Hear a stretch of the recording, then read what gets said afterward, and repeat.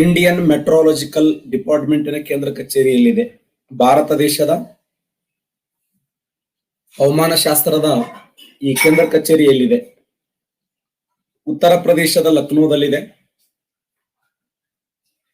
ಮಹಾರಾಷ್ಟ್ರದ ಪುಣೆಯದಲ್ಲಿದೆ,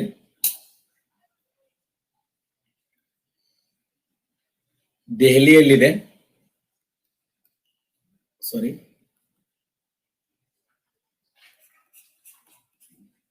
ಕಲ್ಕತ್ತಾದಲ್ಲಿದೆ,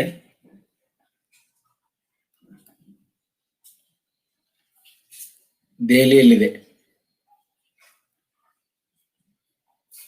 Indian metrological ಡಿಪಾರ್ಟ್ಮೆಂಟಿನ ಕೇಂದ್ರ ಕಚೇರಿ ಎಲ್ಲಿದೆ? ಉತ್ತರ ಪ್ರದೇಶದ ಲಕ್ನೋ, ಮಹಾರಾಷ್ಟ್ರದ ಪುಣೆ, ಪಶ್ಚಿಮ ಬಂಗಾಳದ ಕಲ್ಕತ್ತಾ, ದೆಹಲಿ.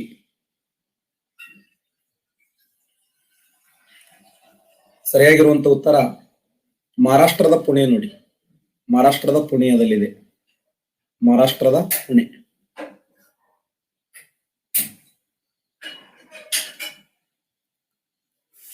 ನೋಡಿ, ಹವಾಮಾನದ ಘಟಕಗಳು ಯಾವ ಅಂತಂದ್ರೆ, ಹವಾಮಾನ ಅಂತಂದ್ರೆ ಏನು? ಕೇವಲ ಒಂದು ದಿನದಲ್ಲಿ ಆಗುವ ಬದಲಾವಣೆಯನ್ನ ಹವಾಮಾನ ಅಂತ ಕರೀತಾರೆ. ಒಂದೇ ಒಂದು ದಿನದಲ್ಲಿ ಆಗುವ ಬದಲಾವಣೆಯನ್ನ ಹವಾಮಾನ.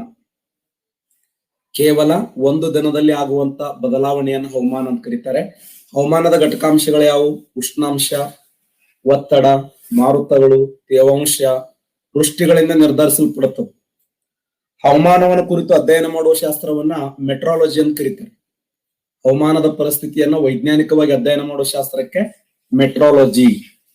ವಾಯುಗುಣವನ್ನು ಕುರಿತು ಅಧ್ಯಯನ ಮಾಡುವ ಶಾಸ್ತ್ರವನ್ನ ಕ್ಲೈಮೆಟಾಲಜಿ ಅಂತ ಕರೀತಾರೆ. ವಾಯುಗುಣವನ್ನು ಕುರಿತು ಅಧ್ಯಯನ ಮಾಡುವುದನ್ನ ಕ್ಲೈಮೆಟಾಲಜಿ. ಹವಾಮಾನವನ್ನು ಕುರಿತು ಅಧ್ಯಯನ ಮಾಡುವ ಶಾಸ್ತ್ರವನ್ನ ಮೆಟ್ರಾಲಜಿ ಅಂತ ಕರೀತಾರೆ. ಮೆಟ್ರಾಲಜಿ. ಹಾಗಾದ್ರೆ ಭಾರತ ದೇಶದ ಹವಾಮಾನ ಇಲಾಖೆಯ ಕೇಂದ್ರ ಕಚೇರಿ ಎಲ್ಲಿದೆ ಅಂತಂದ್ರೆ ಮಹಾರಾಷ್ಟ್ರದ ಪುಣೆಯಲ್ಲಿದೆ ನೋಡಿ. ಮಹಾರಾಷ್ಟ್ರದ ಪುಣೆಯದಲ್ಲಿದೆ. ವಾಯುಗುಣ ಅಂದ್ರೆ ಏನು? ದೀರ್ಘ ಸ್ಥಳದ ವಾಯುಗುಣ ಅಂದ್ರೆ 30 ರಿಂದ 33 ವರ್ಷಗಳ ಹವಾಮಾನದ ಸರಾಸರಿ ಮೊತ್ತವನ್ನೇ ವಾಯುಗುಣ ಅಂತ ಕರೀತಾರೆ. ಒಂದು ನಿರ್ದಿಷ್ಟ ಸ್ಥಳದಲ್ಲಿ ಕೇವಲ ವೇಳೆಗನುಸಾರವಾಗಿ ಆಗುವುದಕ್ಕೆ ಹವಾಮಾನ ಅಂತ ಕರೆದರೆ, ಸರಿಸುಮಾರು 30 ರಿಂದ 33 ವರ್ಷಗಳ ಹವಾಮಾನದ ಸರಾಸರಿ ವಾಯುಗುಣವನ್ನೇ ನಾವೇನ್ ಕರಿತೀವಿ? ವಾಯುಗುಣ. ವಾಯುಗುಣ ಅಂತೇಳಿ ಕರಿತೀವಿ. ಉದಾಹರಣೆ, ಮಾನ್ಸೂನ್ ಉಷ್ಣವಲಯದ ವಾಯುಗುಣ, ಮರುಭೂಮಿಯ ವಾಯುಗುಣ, ಮೆಡಿಟೇರಿಯನ್ ವಾಯುಗುಣ, ಈ ತರ ಕರಿತೀವಿ. ಇದು ಪರ್ಫೆಕ್ಟ್ ಆಗಿ ಬಿಡಿ. ಭಾರತ ದೇಶದ ಹವಾಮಾನ ಇಲಾಖೆಯ ಕೇಂದ್ರ ಕಚೇರಿ ಎಲ್ಲಿದೆ, ಅಥವಾ ಭಾರತ ದೇಶದ ಹವಾಮಾನ ಮತ್ತು ವಾಯುಗುಣ ಸಂಶೋಧನಾ ಕೇಂದ್ರ ಎಲ್ಲಿದೆ ಅಂದ್ರೆ ಮಹಾರಾಷ್ಟ್ರದ ಪುಣೆಯಲ್ಲಿ ಕಂಡು ಬರ್ತದೆ. ಮಹಾರಾಷ್ಟ್ರದ ಪುಣೆಯಲ್ಲಿ. ಪ್ರಪಂಚದ ಅತ್ಯಧಿಕ ಲವಣಾಂಶ ಜಲಭಾಗ ಯಾವುದು? ಇಡೀ ಜಗತ್ತಿನಲ್ಲಿ ಅತ್ಯಂತ ಹೆಚ್ಚು ಲವಣತಾ ಜಲಭಾಗ, ಗರಿಷ್ಠ ಪ್ರಮಾಣದ ಲವಣತಾ ಜಲಭಾಗ ವ್ಯಾನ್ ಸರೋವರ, ಮೃತ್ಯ ಸರೋವರ, ಗ್ರೇಟ್ ಸಾಲ್ಟ್ ಲೇಕ್, ಸಾಂಬಾರ್ ಸರೋವರ. ಪ್ರಪಂಚದ ಅತ್ಯಧಿಕ ಲವಣತಾ ಜಲಭಾಗ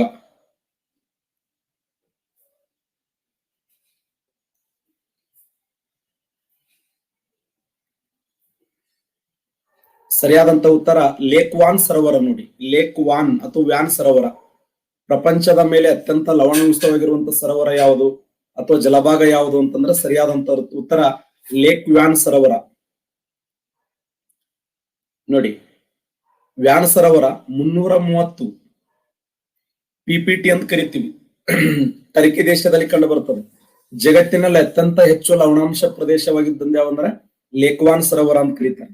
ನಮ್ಮ ಭಾರತ ದೇಶದಲ್ಲಿ ಸಾಂಬಾರ್ ಸರೋವರ. ಭಾರತ ದೇಶದಲ್ಲಿ ಸಾಂಬಾರ್ ಸರೋವರ 205 ಪಿಪಿಟಿ ಇದೆ ಅಲ್ಲ.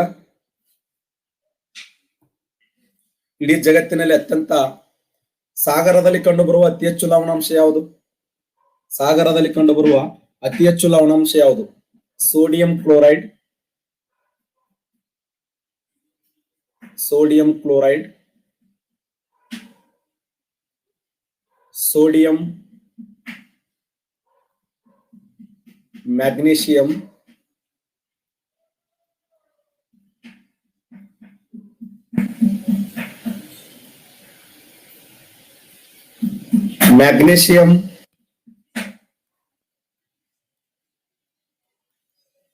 Chloride, magnesium chloride,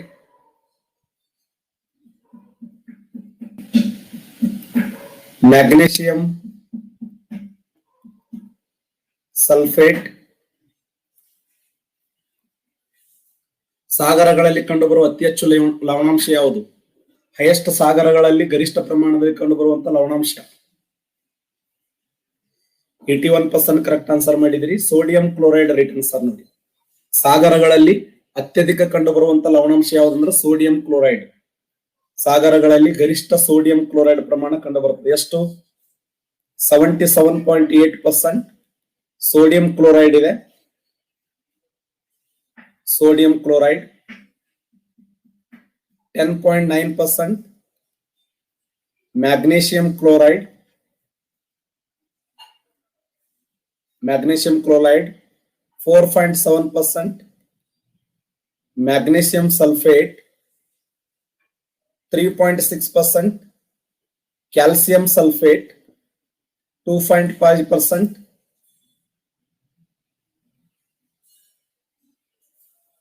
potassium sulfate 0.3%, calcium carbonate 0.2%, magnesium bromide. Magnesium bromide ಇವು ಸಾಗರಗಳಲ್ಲಿ ಕಂಡುಬರುವಂತ ಲವಣಾಂಶಗಳು.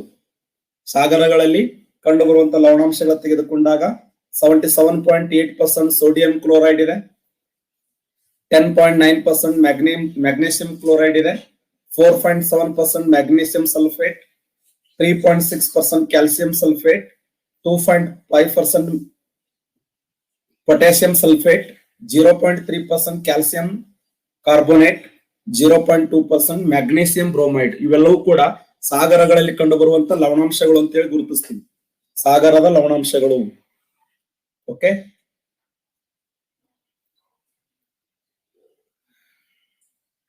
ಬ್ಯಾಕ್ ಬೋನ್ ಆಫ್ ಏಷಿಯಾ ಎಂದು ಯಾವ ಪರ್ವತ ಶ್ರೇಣಿಯನ್ನು ಕರೆಯುತ್ತಾರೆ? ಲಡಾಖ್ ಶ್ರೇಣಿಯನ್ನ, ಜಾಸ್ಕರ್ ಶ್ರೇಣಿಯನ್ನ, ಕಾರಾಕೋರಂ ಶ್ರೇಣಿಯನ್ನ, ಮೇಲಿನ ಎಲ್ಲವೂ. Back bone of Asia, back bone of Asia ಇಲ್ಲಿ ನೋಡಿ, ಕುಲುನುಲ್ ಪರ್ವತ ಶ್ರೇಣಿ ಕೊಟ್ಟಿಲ್ಲ. ಕುಲುನುಲ್ ಪರ್ವತ ಶ್ರೇಣಿಯ ಹಿಂದಿನ ಭಾಗ ಯಾವುದು? ಅದಕ್ಕೆ ಬ್ಯಾಕ್ ಬೋನ್ ಆಫ್ ಏಷಿಯಾ ಅಂತ ಕರೀತಾರೆ. ಏಷ್ಯಾ ಖಂಡದ ಬೆನ್ನೆಲುಬು. ಸರಿಯಾದಂತ ಉತ್ತರ ಕಾರಾಕೋರಂ ಶ್ರೇಣಿ ನೋಡಿ. ಕಾರಾಕೋರಂ ಶ್ರೇಣಿಯನ್ನ ಬ್ಯಾಕ್ ಬೋನ್ ಆಫ್ ಏಷಿಯಾ ಅಂತ ಕರೀತಾರೆ. ಏಷ್ಯಾದ ಬೆನ್ನೆಲುಬು. ಕಾರಾಕೋರಂ ಶ್ರೇಣಿಯನ್ನ ಬ್ಯಾಕ್ ಬೋನ್ ಆಫ್ ಏಷಿಯಾ. ಯಾವ ಒಂದು ಪರ್ವತವನ್ನ ಏಷ್ಯಾ ಖಂಡದ ಬೆನ್ನೆಲುಬು ಎಂದು ಕರೆಯುತ್ತಾರೆ ಅಂದ್ರೆ ಕಾರಾಕೋರಂ ಶ್ರೇಣಿಯನ್ನ. ಚೀನಾ ದೇಶದ ಬೀಸಣಿಕೆ ಅಂದ್ರೆ ಕುನುಲುನ್ ನೋಡಿ. ಕುನುಲುನ್ ಪರ್ವತ ಶ್ರೇಣಿಯನ್ನ ಏಷ್ಯಾದ, ಚೀನಾದ ಬೀಸಣಿಕೆ ಅಂತ ಕರೀತಾರೆ. ಚೀನಾದ ಬೀಸಣಿಕೆ ಅಂದ್ರೆ ಕುನುಲುನ್ ಪರ್ವತ ಶ್ರೇಣಿ. ಏಷ್ಯಾ ಖಂಡದ ಬೆನ್ನೆಲುಬು ಅಂದ್ರೆ ಕಾರಾಕೋರಂ ಶ್ರೇಣಿ ನೋಡಿ. ಕಾರಾಕೋರಂ ಶ್ರೇಣಿಯನ್ನ ಬ್ಯಾಕ್ ಬೋನ್ ಆಫ್ ಏಷಿಯಾ ಅಂತ ಕರೀತಾರೆ. ಕಾರಾಕೋರಂ ಶ್ರೇಣಿಯನ್ನ ಬ್ಯಾಕ್ ಬೋನ್ ಆಫ್ ಏಷಿಯಾ. ಇಲ್ಲಿ ಕಂಡು ಬರುವಂತ K2 ಇದೆಯಲ್ಲ, ಕಾರಾಕೋರಂ ಶ್ರೇಣಿಯಲ್ಲಿ ಅತ್ಯಂತ ಎತ್ತರವಾದ ಶಿಖರ ಇದು. ಕಾರಾಕೋರಂ ಶ್ರೇಣಿಯಲ್ಲಿ ಅತ್ಯಂತ ಎತ್ತರವಾಗಿರುವಂತ ಶಿಖರ ಅಂದ್ರೆ K2. 8611 ಮೀಟರ್ ಎತ್ತರವಾಗಿದೆ. ಭಾರತದ ಅತ್ಯಂತ ಎತ್ತರವಾಗಿರುವಂತ ಶಿಖರ ಮತ್ತು ಪ್ರಪಂಚದ ಅತ್ಯಂತ ಎತ್ತರವಾಗಿರುವಂತ ಎರಡನೇ ಶಿಖರ ಅಂತ ಕರಿತೀವಿ. ಜಗತ್ತಿನ ಅತಿ ಎತ್ತರವಾದ ಎರಡನೇ ಶಿಖರ, ಭಾರತದ ಅತಿ ಎತ್ತರವಾದ ಶಿಖರ ಅಂದ್ರೆ K2. K2 ಅಂದ್ರೆ ಒಂದೇ, ಮೌಂಟ್ ಗಾಡ್ವಿನ್ ಆಸ್ಟಿನ್ ಅಂದ್ರು ಒಂದೇ. K2 ಕಿರೋ ಇನ್ನೊಂದು ಹೆಸರೇ ಮೌಂಟ್ ಗಾಡ್ವಿನ್ ಆಸ್ಟಿನ್. ಇಲ್ಲಿ ಹರಿಯತಕ್ಕಂತ ಅತ್ಯಂತ ಪ್ರಮುಖವಾದ ನದಿ ಅಂದ್ರೆ ಸಿಯಾಚಿನ್ ನೋಡಿ. ಸಿಯಾಚಿನ್. ಸಿಯಾಚಿನ್ ಭಾರತ ದೇಶದ ಅತ್ಯಂತ ಉದ್ದವಾದ ಹಿಮನದಿ. ಇಲ್ಲಿ ಕೊಟ್ಟ ನೋಡಿ, ಭಾರತದ ಅತ್ಯಂತ ಉದ್ದವಾದ ಹಿಮನದಿ ಮತ್ತು ದೊಡ್ಡದಾದ ಹಿಮನದಿ ಯಾವಂದ್ರೆ ಸಿಯಾಚಿನ್. ಭಾರತ ದೇಶದ ಅತ್ಯಂತ ಉದ್ದವಾದ ಮತ್ತು ದೊಡ್ಡದಾದ ಹಿಮನದಿ ಅಂದ್ರೆ ಸಿಯಾಚಿನ್ ಅಲ್ಲ. ಇದೇ ಸಿಯಾಚಿನ್ ಪ್ರದೇಶನ ಏನ್ ಕರೀತಾರೆ ಅಂದ್ರೆ ಪ್ರಪಂಚದ ಅತ್ಯಂತ ಎತ್ತರವಾಗಿರುವಂತ ಯುದ್ಧ ಭೂಮಿ ಅಂತ ಕರೀತಾರೆ. ಇಡೀ ಜಗತ್ತಿನಲ್ಲಿ ಅತ್ಯಂತ ಎತ್ತರವಾಗಿರುವಂತ ಯುದ್ಧ ಭೂಮಿ ಯಾವ್ದಂದ್ರೆ ಸಿಯಾಚಿನ್ ಅನ್ನುವಂತ ಯುದ್ಧ ಭೂಮಿ. ನಾನ್ ನಿಮ್ಗೆ ಹೇಳ್ತಾ ಇದ್ದೆ ಮೊನ್ನೆ ಏನು ಅಂದ್ರೆ, ಹಿಮಾಲಯ ಪರ್ವತಗಳ ಹಿಂದಿನ ಭಾಗವನ್ನ ಹೊರ ಹಿಮಾಲಯ, ಹಿಮಾಲಯದ ಆಚೆಯ ಪರ್ವತಗಳು ಅಂತ ಕರೀತಾರೆ. ಅವುಗಳನ್ನ ಟ್ರಾನ್ಸ್ ಹಿಮಾಲಯ ಅಂತ ಕರೀತಾರೆ. ಹಿಮಾಲಯ ಹಿಂದಿನ ಪ್ರದೇಶ ಅಂತ ಕರೀತಾರೆ. ಆ ಹಿಮಾಲಯದ ಹಿಂದಿನ ಪ್ರದೇಶದಲ್ಲಿ ಕಂಡು ಬರುವಂತ ಶ್ರೇಣಿ ಅಂದ್ರೆ ಕಾರಾಕೋರಂ ಶ್ರೇಣಿ ಇದೆ, ಲಡಾಖ್ ಶ್ರೇಣಿ ಇದೆ, ಜಾಸ್ಕರ್ ಶ್ರೇಣಿ ಇದೆ ಅಲ್ಲ. ಈ ಕಾರಾಕೋರಂ ಶ್ರೇಣಿಯನ್ನ ಪ್ರಾಚೀನ ಕಾಲದಲ್ಲಿ ಏನಂತ ಕರೀತಾರೆ ಅಂದ್ರೆ ಕೃಷ್ಣಗಿರಿಯ ಪರ್ವತ ಅಂತ ಕರೀತಿದ್ರು. ಕಾರಾಕೋರಂ ಶ್ರೇಣಿಯನ್ನ ಪ್ರಾಚೀನ ಕಾಲದಲ್ಲಿ ಯಾವ ಹೆಸರಿಂದ ಕರೀತಿದ್ರು ಅಂದ್ರೆ ಕೃಷ್ಣಗಿರಿಯ ಪರ್ವತ ಅಂತ. ಭೂಮಿಯ ಮೇಲಿನ ಅತ್ಯಂತ ಎತ್ತರವಾಗಿರುವಂತ ಶಿಖರ ಯಾವುದು? ಭೂಮಿಯ ಮೇಲಿನ ಅತ್ಯಂತ ಎತ್ತರವಾಗಿರುವಂತ ಶಿಖರ. ಎಕ್ಸಲೆಂಟ್. ಸರಿಯಾದಂತ ಉತ್ತರ ಮೌಂಟ್ ಎವರೆಸ್ಟ್ ನೋಡಿ. ಭೂಮಿಯ ಮೇಲಿನ ಅತ್ಯಂತ ಎತ್ತರವಾಗಿರುವಂತ ಶಿಖರ ಯಾವ್ದಂದ್ರೆ ಮೌಂಟ್ ಎವರೆಸ್ಟ್. ಭೂಮಿಯ ಮೇಲಿನ ಅತ್ಯಂತ ಎತ್ತರವಾಗಿರುವಂತ ಶಿಖರ ಅಂದ್ರೆ Mount Everest. Mount Everest. Mount Everest ಅನ್ನು ನೇಪಾಳದಲ್ಲಿ ಏನಂತ ಕರೀತಾರೆ ಅಂದ್ರೆ ಸಾಗರ ಮಾತಾ ಅಂತ ಕರೀತಾರೆ ನೋಡಿ. Mount Everest, Kanchenjunga, ಮಾಕಲು, Dhavalagiri, ಮಾನ್ಸಲು, ಚೊಯ್ಯು, ನಂಗಪ್ರಭಾತ, Annapurna, Nanda Devi. ನಿಮಗೆ ಈ ಲಿಸ್ಟ್ ಅನ್ನು ಬರೆಸ್ಬಿಟ್ಟಿನಿ ನಾವು. ಸರಿ, ನಮ್ಮ ಪಾಠ ಹೇಳುವಾಗ ಈ ಲಿಸ್ಟ್ ಬರೆಸ್ಬಿಟ್ಟಿನಿ, ನೆನಪಿದೆಯಾ? ಅನುಕ್ರಮವಾಗಿ Mount Everest, Kanchenjunga, ಮಾಕಲು, Dhavalagiri, ಮಾನ್ಸಲು, ಚೊಯ್ಯು, ನಂಗಪ್ರಭಾತ, Annapurna, Nanda Devi. Mount Everest ಅನ್ನೋದು ಭೂಮಿಯ ಮೇಲಿನ ಅತ್ಯಂತ ಎತ್ತರವಾಗಿರುವಂತ ಶಿಖರವಾಗಿದೆ. ಇಡೀ ಭೂಮಿಯ ಮೇಲೆ ಅತ್ಯಂತ ಎತ್ತರವಾಗಿರುವಂತ ಶಿಖರ ಅಂದ್ರೆ ಮೌಂಟ್ ಎವರೆಸ್ಟ್. ಯಾಕಂದ್ರೆ ಇದನ್ನ ಆವಿಷ್ಕಾರ ಮಾಡಿದವರು ಯಾರಂದ್ರೆ ಸರ್ ಜಾರ್ಜ್ ಎವರೆಸ್ಟ್ ಅನ್ನುವಂತ ವ್ಯಕ್ತಿ ಗುರುತಿಸ್ತಾನೆ. ನಂತರ ಅವನ ಹೆಸರನ್ನೇ ನಾಮಕರಣ ಮಾಡ್ತಾನೆ. ಈ ಪರ್ವತವನ್ನ ಕಂಡಿಡಿದಂತ ವ್ಯಕ್ತಿ ಯಾರಂದ್ರೆ ಸರ್ ಜಾರ್ಜ್ ಎವರೆಸ್ಟ್ ಗುರುತಿಸ್ತಾನೆ. ನಂತರ ಅವನ ಹೆಸರನ್ನೇ ಕರೀತಾನೆ. ಇದನ್ನ ನೇಪಾಳದಲ್ಲಿ ಏನಂತ ಕರೀತಾರೆ ಅಂದ್ರೆ ಸಾಗರ ಮಾತಾ ಅಂತ ಕರೀತಾರೆ. ಚೀನಾ ದೇಶದಲ್ಲಿ ಚೋಮ್ಲಂಗ್ಮಾ ಅಂತ ಕರೀತಾರೆ. ಚೀನಾ ದೇಶದಲ್ಲಿ ಚೋಮ್ಲಂಗ್ಮಾ, ನೇಪಾಳ ದೇಶದಲ್ಲಿ ಸಾಗರ ಮಾತಾ. ಈ ಪರ್ವತವನ್ನ ಮೊಟ್ಟ ಮೊದಲ ಬಾರಿಗೆ ಹತ್ತಿದವರು ಯಾರಂದ್ರೆ ತೇನ್ಸಿಂಗ್ ಮತ್ತೆ ಹಿಲರಿ. ಯಾವ ವರ್ಷ? 1953ರಲ್ಲಿ. ಈ ಪರ್ವತವನ್ನ ಮೊಟ್ಟ ಮೊದಲ ಬಾರಿಗೆ ಹತ್ತಿದವರು ಯಾರು ಅಂತಂದ್ರೆ ತೇನ್ಸಿಂಗ್ ಮತ್ತು ಹಿಲರಿ. ಇದನ್ನ ಏರಿದ ಭಾರತದ ಪ್ರಥಮ ಮಹಿಳೆ ಯಾರಂದ್ರೆ ಬಚೇಂದ್ರ ಪಾಲ್ 1984ರಲ್ಲಿ. ಈ ಮೌಂಟ್ ಎವರೆಸ್ಟ್ ಏರಿದಂತ ಭಾರತದ ಪ್ರಥಮ ಮಹಿಳೆ ಯಾರಂದ್ರೆ ಬಚೇಂದ್ರ ಪಾಲ್. ಓಕೆನಾ? ಇಡೀ ಭೂಮಿಯ ಮೇಲೆ ಅತ್ಯಂತ ಎತ್ತರವಾಗಿರುವಂತ ಶಿಖರ ಅಂದ್ರೆ ಮೌಂಟ್ ಎವರೆಸ್ಟ್. ಇದು ಮೊನ್ನೆ FDA ಕೇಳಿದ್ರು ಏನು ಅಂತಂದ್ರೆ ಮೌಂಟ್ ಎವರೆಸ್ಟ್ ಎತ್ತರ ಚೀನಾ ಮತ್ತು ನೇಪಾಳ ದೇಶಗಳು ಎರಡು ಕೂಡ್ಕೊಂಡು ಅಳತೆ ಮಾಡಿದ್ದಾವೆ. ಆ ಚೀನಾ ದೇಶ ಮತ್ತು ನೇಪಾಳ ದೇಶಗಳು ಕೂಡ್ಕೊಂಡು ಅಳತೆ ಮಾಡಿದ್ದಾವೆ. ಅದರ ಹೈಟ್ ಎಷ್ಟಿದೆ ಅಂದ್ರೆ 8,848.86 ಮೀಟರ್. 8,848.86 ಮೀಟರ್ ಅಂತ ಹೇಳಿ ನೇಪಾಳ ಮತ್ತು ಚೀನಾ ದೇಶಗಳು ಎರಡೂ ರಾಷ್ಟ್ರಗಳು ಕೂಡಿಕೊಂಡು ಅಳತೆ ಮಾಡಿರ್ತಕ್ಕಂಥದ್ದು ವಿಶೇಷ. ಭಾರತದ ಅತ್ಯಂತ ದೊಡ್ಡದಾಗಿರುವಂತ ಡೂನ್ ಯಾವುದು? ನಮ್ಮ ದೇಶದ ಅತ್ಯಂತ ದೊಡ್ಡದಾಗಿರುವಂತ ಡೂನ್ ಡೆಹ್ರಾಡೂನ್, ಉದಾಂಪುರ್, ಕೋಟ್ಲಿ, ಕೋಟಾ. ಡೂನ್ಗಳಲ್ಲಿ ಅತ್ಯಂತ ದೊಡ್ಡದಾಗಿರುವಂತ ಡೂನ್ ಅಂತ ಕರಿತೀವಿ. ಡೂನ್ ಅಂದ್ರೆ ಏನು? ಸಮತಟ್ಟಾಗಿರುವಂತ ಮೈದಾನ ಅಂತೇಳಿ ಗುರುತಿಸ್ತೀವಿ. ಸಮತಟ್ಟಾದ ಮೈದಾನ. ಡೂನ್ಗಳಲ್ಲಿ ಅತ್ಯಂತ ದೊಡ್ಡದಾಗಿರುವಂತ ಡೂನ್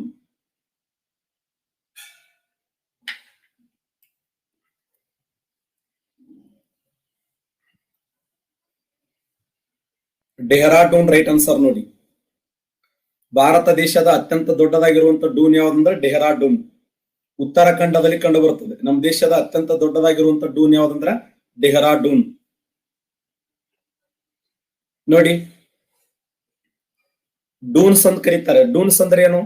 ಶಿವಾಲಿಕ್ ಬೆಟ್ಟಗಳಲ್ಲಿ ಮತ್ತು ಕೆಳ ಹಿಮಾಲಯಗಳ ಮಧ್ಯದಲ್ಲಿ ಸಮತಟ್ಟಾದ ತಳ ಹೊಂದಿರುವಂತ ಕಣಿವೆಗಳಾಗಿದ್ದು ಇವುಗಳನ್ನ ಡೂನ್ಸ್ ಅಂತ ಕರೀತಾರೆ. ಸಮತಟ್ಟಾಗಿರುವಂತ ಭೂ ಪ್ರದೇಶವನ್ನ, ಸಮತಟ್ಟಾಗಿರುವಂತ ಮೈದಾನಗಳನ್ನ ಡೂನ್ಸ್ ಗಳಂತ ಕರೀತಾರೆ. ಡೂನ್ಸ್ ಗಳಲ್ಲಿ ಅತ್ಯಂತ ದೊಡ್ಡದಾಗಿರುವಂತ ಡೂನ್ ಯಾವ್ದಂದ್ರ ಡೆಹ್ರಾಡೂನ್. ಡೂನ್ಗಳಲ್ಲಿ ಅತ್ಯಂತ ದೊಡ್ಡದಾಗಿರುವಂತ ಡೂನ್ ಯಾವ್ದಂದ್ರೆ ಡೆಹ್ರಾಡೂನ್. ಪಟಕಾಯಿ ಬೂಮ್ ಬೆಟ್ಟಗಳು ಕಂಡು ಬರುವಂತ ರಾಜ್ಯ ಯಾವುದು? ಪಟಕಾಯಿ ಬೂಮ್ ಬೆಟ್ಟಗಳು ಕಂಡು ಬರುವಂತ ರಾಜ್ಯ ಅರುಣಾಚಲ ಪ್ರದೇಶ, ಅಸ್ಸಾಂ, ಮಿಜೋರಾಂ, ಮೇಘಾಲಯ. ಯಾವ ರಾಜ್ಯದಲ್ಲಿ ಪಟಕಾಯಿ ಬೂಮ್ ಬೆಟ್ಟಗಳು ಕಂಡು ಬರುತ್ತವೆ? ನಾನು ನಿಮ್ಗೆ ಸಾಕಷ್ಟು ಬಾರಿ ಇದ್ರ ಬಗ್ಗೆ ಹೇಳಿದ್ದೆ ನಿಮ್ಗೆ. ಪಟಕಾಯಿ ಬೂಮ್ ಬೆಟ್ಟಗಳು, ಪಟಕಾಯಿ. ಎಕ್ಸಲೆಂಟ್. 50% ಕರೆಕ್ಟ್ ಆನ್ಸರ್ ಮಾಡಿದ್ದೀರಿ. ಸರಿ ಉತ್ತರ ಅರುಣಾಚಲ ಪ್ರದೇಶ ನೋಡಿ. ಅರುಣಾಚಲ ಪ್ರದೇಶದಲ್ಲಿ ಕಂಡು ಬರುವಂತ ಬೆಟ್ಟಗಳನ್ನ ಪಟಕಾಯಿ ಬೂಮ್ ಬೆಟ್ಟಗಳು ಅಂತ ಕರೀತಾರೆ. ಅರುಣಾಚಲ ಪ್ರದೇಶದಲ್ಲಿ ಕಂಡು ಬರುವಂತ ಬೆಟ್ಟಗಳನ್ನ ಪಟಕಾಯಿ ಬೂಮ್ ಬೆಟ್ಟಗಳು ನೋಡಿ. ಅರುಣಾಚಲ ಪ್ರದೇಶದಲ್ಲಿ ಯಾವ ಹೆಸರನ್ನು ಕರೀತಾರೆ ಅಂದ್ರೆ ಪಟಕಾಯಿ ಬೂಮ್ ಬೆಟ್ಟಗಳನ್ನು ಕರೀತಾರೆ. ನಾಗಾಲ್ಯಾಂಡದಲ್ಲಿ ನಾಗಾ ಬೆಟ್ಟಗಳು ಅಂತ ಕರೀತಾರೆ. ಮಿಜೋರಾಮದಲ್ಲಿ ಮಿಜೋ ಬೆಟ್ಟಗಳು ಅಂತ ಕರೀತಾರೆ. ಅಸ್ಸಾಂ ರಾಜ್ಯದಲ್ಲಿ ಮಿಕಿರಿ ಬೆಟ್ಟಗಳು ಅಥವಾ ಬರೇಲಿ ಬೆಟ್ಟಗಳು, ಅಸ್ಸಾಂ ರಾಜ್ಯದಲ್ಲಿ ಮಿಕಿರಿ ಬೆಟ್ಟಗಳು ಅಥವಾ ಬರೇಲಿ ಬೆಟ್ಟಗಳು ಅಂತ ಕರೀತಾರೆ. ಮೇಘಾಲಯದಲ್ಲಿ ಗಾರೋ, ಕಾಸಿ, ಜಯಂತಿಯ ಬೆಟ್ಟಗಳು. ಮೇಘಾಲಯದಲ್ಲಿ ಗಾರೋ ಬೆಟ್ಟಗಳು, ಕಾಸಿ ಬೆಟ್ಟಗಳು, ಜಯಂತಿಯ ಬೆಟ್ಟಗಳು ಅಂತ ಕರೀತಾರೆ ಮೇಘಾಲಯದಲ್ಲಿ. ಪ್ರಪಂಚದಲ್ಲಿ ಅತಿ ಹೆಚ್ಚು ಮಳೆ ಬೀಳುವಂತ ಬೆಟ್ಟ ಯಾವುದು? ಇವುಗಳು ದೇಶದಲ್ಲಿ ಅಲ್ಲ, ಇಡೀ ಜಗತ್ತಿನಲ್ಲಿ ಹೈಯೆಸ್ಟ್ ಮಳೆ ಬೀಳುವಂತ ಬೆಟ್ಟಗಳಾಗಿವೆ. ಮೇಘಾಲಯದ ಈ ಗಾರೋ, ಕಾಸಿ, ಜಯಂತಿ ಬೆಟ್ಟಗಳನ್ನ ಪೂರ್ವದ ಸ್ಕಾಟ್ಲ್ಯಾಂಡ್ ಅಂತ ಕರೀತಾರೆ. ಪೂರ್ವದ ಸ್ಕಾಟ್ಲ್ಯಾಂಡ್. ಹಾಗಾದ್ರೆ ಅರುಣಾಚಲ ಪ್ರದೇಶದಲ್ಲಿ ಕಂಡು ಬರುವಂತ ಪೂರ್ವ ಘಟ್ಟಗಳು ಏನಂತ ಕರೀತಾರೆ ಅಂದ್ರೆ ಪಟಕಾಯಿ ಭೂಮ್ ಬೆಟ್ಟಗಳು ಅಂತ ಹೇಳಿ ಕರೀತಾರೆ. ಪಟಕಾಯಿ ಭೂಮ್ ಬೆಟ್ಟಗಳು. ಬನಿಹಾಲ ಕಣಿವೆ ಮಾರ್ಗ ಕಂಡು ಬರುವಂತ ಪರ್ವತ ಶ್ರೇಣಿ ಯಾವುದು? ಯಾವ ಪರ್ವತ ಶ್ರೇಣಿಯಲ್ಲಿ ಈ ಬನಿಹಾಲ ಅನ್ನುವಂತ ಬನಿಹಾಲ ಕಣಿವೆ ಮಾರ್ಗ ಫೇಮಸ್ ಇದು. ಬನಿಹಾಲ ಕಣಿವೆ ಮಾರ್ಗಗಳು ಎಲ್ಲಿ ಕಂಡು ಬರುತ್ತವೆ? ಪಿರ್ಪಿಂಜಾಲ್ ಶ್ರೇಣಿ, ಜಾಸ್ಕರ್ ಶ್ರೇಣಿ, ಕಾರಾಕೋರಂ ಶ್ರೇಣಿ, ಲಡಾಖ್ ಶ್ರೇಣಿ. ಬನಿಹಾಲ ಕಣಿವೆ ಮಾರ್ಗ ಕಂಡು ಬರುವ ಪರ್ವತ ಶ್ರೇಣಿ ಯಾವುದು? ಎಕ್ಸಲೆಂಟ್. ಸರಿಯಾಗಿರುವಂತ ಉತ್ತರ ಪಿರ್ ಪಂಜಾಲ್ ಶ್ರೇಣಿ. ನೋಡಿ, ಈ ಪಿರ್ ಪಂಜಾಲ್ ಶ್ರೇಣಿಯಲ್ಲಿ ಬನಿಹಾಲ ಕಣಿವೆ ಮಾರ್ಗಗಳು ಕಂಡು ಬರುತ್ತವೆ. ಮಧ್ಯ ಹಿಮಾಲಯದಲ್ಲಿ ಕಂಡು ಬರ್ತವೆ. ಮಧ್ಯ ಹಿಮಾಲಯದಲ್ಲಿ ನೋಡಿ ಬನಿಹಾಲ ಕಣಿವೆ ಮಾರ್ಗ ಇದು ಪಿರ್ ಪಂಜಾಲ್ ಶ್ರೇಣಿಯ ಮೂಲಕ ಹಾದು ಹೋಗಿದೆ. ಈ ಶ್ರೇಣಿಯು ಕಾಶ್ಮೀರ ಕಣಿವೆಯ ದಕ್ಷಿಣಕ್ಕಿರುವಂತ ಹೊರ ಹಿಮಾಲಯ ಮೈದಾನಗಳನ್ನ ಬೇರ್ಪಡಿಸುವಂತ ರಾಷ್ಟ್ರೀಯ ಹೆದ್ದಾರಿ number 1, national highway number 1A ಜಮ್ಮುವಿನಿಂದ ಶ್ರೀನಗರದವರೆಗೆ ಈ ಕಣಿವೆಯ ಮೂಲಕ ನಿರ್ಮಿಸಲಾಗಿದೆ. ಅಲ್ಲ, ಈ ಕಣಿವೆಯ ಮೂಲಕ ನಿರ್ಮಿಸಲಾಗಿರುವಂತ ಜವಾಹರ್ ರೋಡ್ ಟೆನಲ್ 2.5 ಕಿಲೋಮೀಟರ್ ಉದ್ದ ಇದ್ದು ಇದು ಅತ್ಯಂತ ಉದ್ದವಾದ ರೋಡ್ ಟೆನಲ್ ಆಗಿದೆ. ಅಲ್ಲ, ಅತ್ಯಂತ ಉದ್ದವಾಗಿರುವಂತ ರೋಡ್ ಟೆನಲ್. ಒಟ್ಟಾರೆಯಾಗಿ ಬನಿಹಾಲ ಕಣಿವೆ ಮಾರ್ಗ ಎಲ್ಲಿ ಕಂಡು ಬರುತ್ತದೆ ಅಂದ್ರೆ ಪಿರುಪಂಜಾಲ ಶ್ರೇಣಿಯ ಮೂಲಕ ಕಂಡು ಬರುತ್ತದೆ. ಇಡೀ ಪ್ರಪಂಚದಲ್ಲಿ ವಿಶಿಷ್ಟವಾಗಿರುವಂತ ಕಣಿವೆ ಮಾರ್ಗ ಇದು. ಬನಿಹಾಲ ಕಣಿವೆ ಮಾರ್ಗ ಅಂತೇಳಿ ಕರಿತೀವಿ. ಬನಿಹಾಲ ಕಣಿವೆ ಮಾರ್ಗ.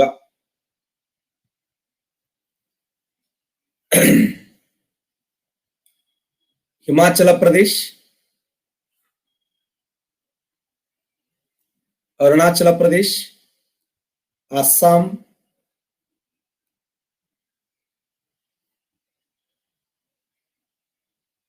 Sikkim, Nathu La pass, Surma pass, Dihang ಕಣಿವೆ ಮಾರ್ಗ, ದಿಬ್ಸಾ ಕಣಿವೆ ಮಾರ್ಗ. ಎ ಮಾತ್ರ ಸರಿ, ಎಸಿ ಮಾತ್ರ ಸರಿ, ಎಸಿಡಿ ಮಾತ್ರ ಸರಿ, ಮೇಲಿನ ಎಲ್ಲವೂ ಸರಿ. ಕಣಿವೆ ಮಾರ್ಗಗಳು ಫೇಮಸ್. ಹಿಮಾಚಲ ಪ್ರದೇಶದಲ್ಲಿ ದಿಬ್ಸಾ ಕಣಿವೆ ಮಾರ್ಗ, ಅರುಣಾಚಲ ಪ್ರದೇಶದಲ್ಲಿ ದಿಹಾಂಗ್ ಕಣಿವೆ ಮಾರ್ಗ, ಅಸ್ಸಾಮದಲ್ಲಿ ಸುರ್ಮಾ ಕಣಿವೆ ಮಾರ್ಗ, ಸಿಕ್ಕಿಮದಲ್ಲಿ ನಾಥುಲಾ ಕಣಿವೆ ಮಾರ್ಗ. ಎಕ್ಸಲೆಂಟ್. ಸರಿಯಾಗಿರುವಂತ ಉತ್ತರ ಮೇಲಿನ ಎಲ್ಲವೂ ಸರಿ. ನೋಡಿ, ಮೇಲಿನ ಎಲ್ಲವೂ ಸರಿ. ಹಿಮಾಚಲ ಪ್ರದೇಶದಲ್ಲಿ ದಿಬ್ಸಾ ಮತ್ತು ಸಿಪ್ಕಿಲಾ ಕಣಿವೆ ಮಾರ್ಗಗಳು ಬರ್ತವೆ. ಅರುಣಾಚಲ ಪ್ರದೇಶದಲ್ಲಿ ದಿಹಾಂಗ್ ಕಣಿವೆ ಮಾರ್ಗ ಇದೆ. ಅಸ್ಸಾಂ ರಾಜ್ಯದಲ್ಲಿ ಸುರ್ಮಾ ಕಣಿವೆ ಮಾರ್ಗ ಇದೆ. ಸಿಕ್ಕಿಂ ರಾಜ್ಯದಲ್ಲಿ ನಾಥುಲಾ ಕಣಿವೆ ಮಾರ್ಗ ಇದೆ. ಇವೆಲ್ಲ ಫೇಮಸ್. ನಾಥುಲಾ ಕಣಿವೆ ಮಾರ್ಗವನ್ನ ರೇಷ್ಮೆ ಕಣಿವೆ ಮಾರ್ಗ ಅಂತ ಕರೀತಾರೆ. ನಾಥುಲಾ ಕಣಿವೆ ಮಾರ್ಗಕ್ಕಿರುವ ಏನಂದ ಹೆಸರೇ ರೇಷ್ಮೆ ಕಣಿವೆ ಮಾರ್ಗ. ಭಾರತದಲ್ಲಿ ಅತ್ಯಂತ ದೊಡ್ಡ ಕಣಿವೆ ಮಾರ್ಗ ಯಾವುದು? ಇಡೀ ನಮ್ಮ ಭಾರತ ದೇಶದಲ್ಲಿ ಕಂಡು ಬರುವಂತ ಅತ್ಯಂತ ದೊಡ್ಡದಾಗಿರುವಂತ ಕಣಿವೆ ಮಾರ್ಗ ನಾಥುಲಾ ಕಣಿವೆ ಮಾರ್ಗ, ಜಿಲೇಪಲಾ ಕಣಿವೆ ಮಾರ್ಗ, ಬೋಂಬಿಡಲ ಕಣಿವೆ ಮಾರ್ಗ, ತೆಸ್ಲಾ ಕಣಿವೆ ಮಾರ್ಗ. ಭಾರತ ದೇಶದ ಅತ್ಯಂತ ದೊಡ್ಡದಾಗಿರುವಂತ ಕಣಿವೆ ಮಾರ್ಗ ಯಾವುದು? ದೇಶದ ಅತ್ಯಂತ ದೊಡ್ಡದಾಗಿರುವಂತ ಕಣಿವೆ ಮಾರ್ಗ. ಇರ್ಲಿ. ಸರಿಯಾದಂತ ಉತ್ತರ ಜಿಲೇಪಲ. ನೋಡಿ, ಎರಡು ಸಿಕ್ಕಿಂ ರಾಜ್ಯದಲ್ಲಿ ಅದಾವೆ. ನಾಥುಲಾ ಕಣಿವೆ ಮಾರ್ಗನೂ ಸಿಕ್ಕಿಂ ರಾಜ್ಯದಲ್ಲಿದೆ, ಜಿಲೇಪಲ ಕಣಿವೆ ಮಾರ್ಗನೂ ಸಿಕ್ಕಿಂ ರಾಜ್ಯದಲ್ಲಿದೆ. ಹಾಗಾದ್ರೆ ಭಾರತದಲ್ಲಿ ಅತ್ಯಂತ ದೊಡ್ಡದಾಗಿರುವಂತ ಕಣಿವೆ ಮಾರ್ಗ ಅಂದ್ರೆ ಸರಿಯಾದಂತ ಉತ್ತರ ಜಿಲೇಪಲ. ನೋಡಿ, ಜಿಲೇಪಲ ಕಣಿವೆ ಮಾರ್ಗ. ಜಿಲೇಪಲ ಇದೆಯಲ್ಲ, ಇದು ಭಾರತದಲ್ಲಿ ಅತ್ಯಂತ ದೊಡ್ಡದಾಗಿರುವಂತ ಕಣಿವೆ ಮಾರ್ಗ. ಇದೆಲ್ಲಿ ಕಂಡು ಬರ್ತಂದ್ರೆ ಸಿಕ್ಕಿಂನಲ್ಲಿ ಕಂಡು ಬರ್ತದೆ. ಕಣಿವೆ ಮಾರ್ಗಗಳ ಮೇಲೆ ಗ್ಯಾರಂಟಿ ಪ್ರಶ್ನೆ ಕೇಳ್ತಾನೆ, ಸ್ವಲ್ಪ ನೋಡಿ ಅದನ್ನು. ಮಧ್ಯ ಅಥವಾ ಸಿಕ್ಕಿಂ ಹಿಮಾಲಯ ಅಂತ ಕರಿತೀವಲ್ಲ, ಈ ಸಿಕ್ಕಿಂ ಹಿಮಾಲಯದಲ್ಲಿ ಪ್ರಸಿದ್ಧವಾದಂತ ನಾಥುಲಾ ಕಣಿವೆ ಮಾರ್ಗ ಇದೆ. ಇಲ್ಲಿ ಎರಡು ಕಣಿವೆ ಮಾರ್ಗಗಳದಾವೆ. ನಾಥುಲಾ ಕಣಿವೆ ಮಾರ್ಗ ನಿಮ್ಗೆ ಹೇಳ್ತಾ ಇದ್ದೆ ನಾನು, ರೇಷ್ಮೆ ಕಣಿವೆ ಮಾರ್ಗ ಅಂತ. ನಾಥುಲಾ ಕಣಿವೆ ಮಾರ್ಗಕ್ಕಿರೋ ಇನ್ನೊಂದು ಹೆಸರೇ ರೇಷ್ಮೆ ಕಣಿವೆ ಮಾರ್ಗ. ಇದು ಕೂಡ ಸಿಕ್ಕಿಂ ರಾಜ್ಯದಲ್ಲಿ. ಚೀನಾ ದೇಶದ ಸೈನಿಕರ ಅಟ್ಯಾಕ್ ಮಾಡುವಂತ ಕಣಿವೆ ಮಾರ್ಗ ಅಂದ್ರೆ ಇದೆ ಈ ನಾಥುಲಾ ಕಣಿವೆ ಮಾರ್ಗ. ಇದಕ್ಕೆ ರೇಷ್ಮೆ ಕಣಿವೆ ಮಾರ್ಗ. ಭಾರತ ಮತ್ತು ಚೀನಾ ದೇಶಗಳ ಮಧ್ಯದಲ್ಲಿ ವಿವಾದಾತ್ಮಕವಾಗಿರುವಂತ ಕಣಿವೆ ಮಾರ್ಗ.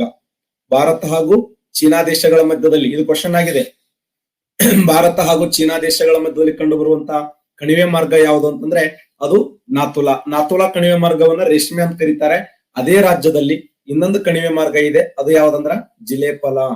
ಭಾರತದಲ್ಲಿಯೇ ಅತ್ಯಂತ ದೊಡ್ಡದಾಗಿರುವಂತ ಕಣಿವೆ ಮಾರ್ಗ ಅಂತ ಕರಿತೀವಿ. ನೆಕ್ಸ್ಟ್,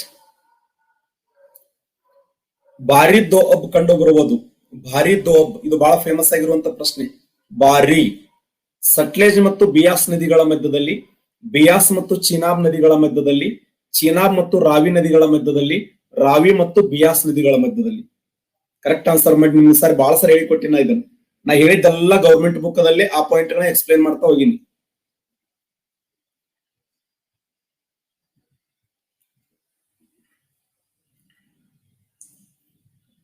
ದೋಅಬ್ ಅಂದ್ರೆ ಏನು? ಎರಡು ನದಿಗಳ ಮಧ್ಯ ಕಂಡು ಬರುವಂತ ಭೂಪ್ರದೇಶವನ್ನ ದೋಅಬ್ ಅಂತ ಕರೀತಾರೆ. ಎರಡು ನದಿಗಳ ಮಧ್ಯ ಕಂಡು ಬರುವಂತ ಭೂಪ್ರದೇಶವನ್ನ ದೋಅಬ್ ಅಂತ ಕರೀತಾರೆ. ಹಾಗಾದ್ರೆ ಬಾರಿ ದೋಅಬ್, ಬಾರಿ ಅಂದ್ರೆ ಯಾವುದು? ಈ ಬಾ ಇದೆ, ರೀ ಇದೆ, ಬಾ ಇದೆ, ರೀ ಇದೆ. ಆ ನದಿಗಳ ಮೊದಲ ಅಕ್ಷರಗಳೇ ಅದು ದೋಅಬ್ ಆಗಿರ್ತದೆ. ಈಗ ಬಿಸ್ಟ್ ದೋಅಬ್ ಹೇಳಿ. ಬಿಸ್ಟ್, ಬಿಸ್ಟ್, ಬಿಸ್ಟ್ ದೋಅಬ್. ಶಬಾಷ್. ಬಿಸ್ಟ್, ಬಿ ಸ್ಟ, ಬಿಯಾಸ್ ಮತ್ತು ಸಟ್ಲೇಜ್ ನದಿಗಳ ಮಧ್ಯದಲ್ಲಿ, ಬಿಯಾಸ್ ಮತ್ತು ಸಟ್ಲೇಜ್ ನದಿಗಳ ಮಧ್ಯ ಕಂಡು ಬರುವಂತ ದೋಅಬ್ ಅನ್ನ ಬಿಸ್ಟ್ ಅಂತ ಕರೀತಾರೆ. ರಾಂಚಿ ಹೇಳ್ರಿ ನೋಡೋಣ. ರಾಂಚಿ ದೋಅಬ್, ರಾಂಚಿ ದೋಅಬ್. ಎಕ್ಸಲೆಂಟ್. ರಾವಿ ಮತ್ತು ಚೀನಾಬ, ಹೌದಲ್ಲ? ಆ ಎರಡು ನದಿಗಳ ಮಧ್ಯದಲ್ಲಿರುವಂತ ಮೊದಲ ಅಕ್ಷರಗಳದಾವಲ್ಲ, ಇವೆಲ್ಲ ಪಿ ಎಸ್ ಐ ಕೇಳೋಣ. ಬಾರಿ ದೋಅಬ್ ಅನ್ನುವಂತ ಪ್ರದೇಶ ಯಾವ ಎರಡು ನದಿಗಳ ಮಧ್ಯದಲ್ಲಿ ಅಂತಂದ್ರೆ ಅದು ರಾವಿ ನದಿ ಮತ್ತು ಬಿಯಾಸ್ ನದಿಗಳ ಮಧ್ಯದಲ್ಲಿ. ರಾವಿ ಮತ್ತು ಬಿಯಾಸ್ ನದಿಗಳ ಮಧ್ಯದಲ್ಲಿ ಕಂಡು ಬರುವಂತ ದೋಅಬ್ ಇದೆಯಲ್ಲ, ಅದಕ್ಕೆ ಬಾರಿ ದೋಅಬ್ ಅಂತ ಕರೀತೀವಿ. ನೋಡಿ, ಮಧ್ಯ ಮೈದಾನದಲ್ಲಿ, ಪಂಜಾಬ್ ಮೈದಾನದಲ್ಲಿ ಬಾರಿ ದೋಅಬ್ ಫೇಮಸ್. ಬಾರಿ ದೋಅಬ್. ಉತ್ತರದ ಮಹಾಮೈದಾನವನ್ನು 3 ಭಾಗ ಮಾಡ್ತೀವಿ. ಒಂದು ಪಶ್ಚಿಮ ಮೈದಾನ, ಮಧ್ಯ ಮೈದಾನ, ಪೂರ್ವ ಮೈದಾನ. ಆ ಪಶ್ಚಿಮ ಮೈದಾನದಲ್ಲಿ ನೋಡಿ ಬಾರಿ ದೋಅಬ್. ಬಾರಿ ದೋಅಬ್ ಅಂದ್ರೆ ಯಾವುದು? ಬಿಯಾಸ್ ಮತ್ತು ರಾವಿ ನದಿಗಳ ಮಧ್ಯದಲ್ಲಿ ಕಂಡು ಬರುವಂತ ಪ್ರದೇಶ. ಬಿಯಾಸ್ ಮತ್ತು ರಾವಿ ನದಿಗಳ ಮಧ್ಯ ಕಂಡು ಬರುವಂತ ಪ್ರದೇಶವನ್ನು ಬಾರಿ ಅಂತ ಕರೀತಾರೆ. ಇನ್ನು ಬಿಸ್ಟ್ ಅಂದ್ರೆ ಏನು? ಬಿಯಾಸ್ ಮತ್ತು ಸಟ್ಲೇಜ್, ಬಿಯಾಸ್ ಮತ್ತು ಸಟ್ಲೇಜ್ ನದಿಗಳ ಮಧ್ಯ ಕಂಡು ಬರುವಂತ ಭೂಪ್ರದೇಶವನ್ನು ಬಿಸ್ಟ್ ಅಂತ ಕರೀತಾರೆ. ವೆರಿ ಇಂಪಾರ್ಟೆಂಟ್, ಇವು ಅರ್ಥ ಮಾಡಿಕೊಳ್ಳಿ ಅಲ್ಲ. ಬಾರಿ, ಬಿಸ್ಟ್. ಈಗ ನೋಡಿ, ಅನುಕ್ರಮವಾಗಿ ಸಿಂಧು ನದಿ ಉಪನದಿಗಳು ಜೀಲಂ ನದಿ, ಚೀನಾಬ್ ನದಿ, ರಾವಿ ನದಿ, ಬಿಯಾಸ್ ನದಿ, ಸಟ್ಲೇಜ್ ನದಿ. ಈ ಪಶ್ಚಿಮ ಮೈದಾನದಲ್ಲಿ ಹರಿಯುವಂತ ನದಿಗಳು. ಇವೆರಡು ನದಿಗಳ ಮಧ್ಯೆ ಒಂದು ದೋಅಬ್, ಇವೆರಡು ನದಿಗಳ ಮಧ್ಯೆ ಒಂದು ದೋಅಬ್, ಇವೆರಡು ನದಿಗಳ ಮಧ್ಯೆ ಒಂದು, ಈ ನದಿಗಳ ಮಧ್ಯೆ ಒಂದು. ಈ ಎರಡು ಸೇರಿಸಿದ್ರೆ ಬಿಸ್ಟ್, ಇವೆರಡು ಸೇರಿಸಿದ್ರೆ ಬಾರಿ, ಇವೆರಡು ಸೇರಿಸಿದ್ರೆ ರಾಚಿ, ಇವುಗಳ ಸೇರಿಸಿದ್ರೆ ಜೀಚಿ. ಮತ್ ಇವೆರಡು ಸೇರಿಸ್ಲಕ್ ಹೋಗ್ಬಾರ್ದು. ಸೇರಿಸ್ರಿ ಸರ್ ಸುಮ್ಮ ಅಂತೇಳಿ ಸಹಜಿ ಅನ್ರಿ ಸರ್ ಅನ್ನೋದು. ಅವು 3 ನದಿಗಳು ನಾನು ಹೊಡಿತಾವು, ಚೀನಾಬ, ರಾವಿ, ಬಿಯಾಸ. ಯಾಕಂದ್ರೆ ಆ ಎರಡು ನದಿಗಳು ಅನುಕ್ರಮವಾಗಿ ಹರಿಬೇಕವು, ಈ ತರ ಹರಿಬೇಕವು. ಆ ಎರಡು ನದಿಗಳ ಮಧ್ಯ ಕಂಡು ಬರುವಂತ ಭೂಪ್ರದೇಶವನ್ನೇ ದೋಅಬ್ ಅಂತ ಕರೀತಾರೆ.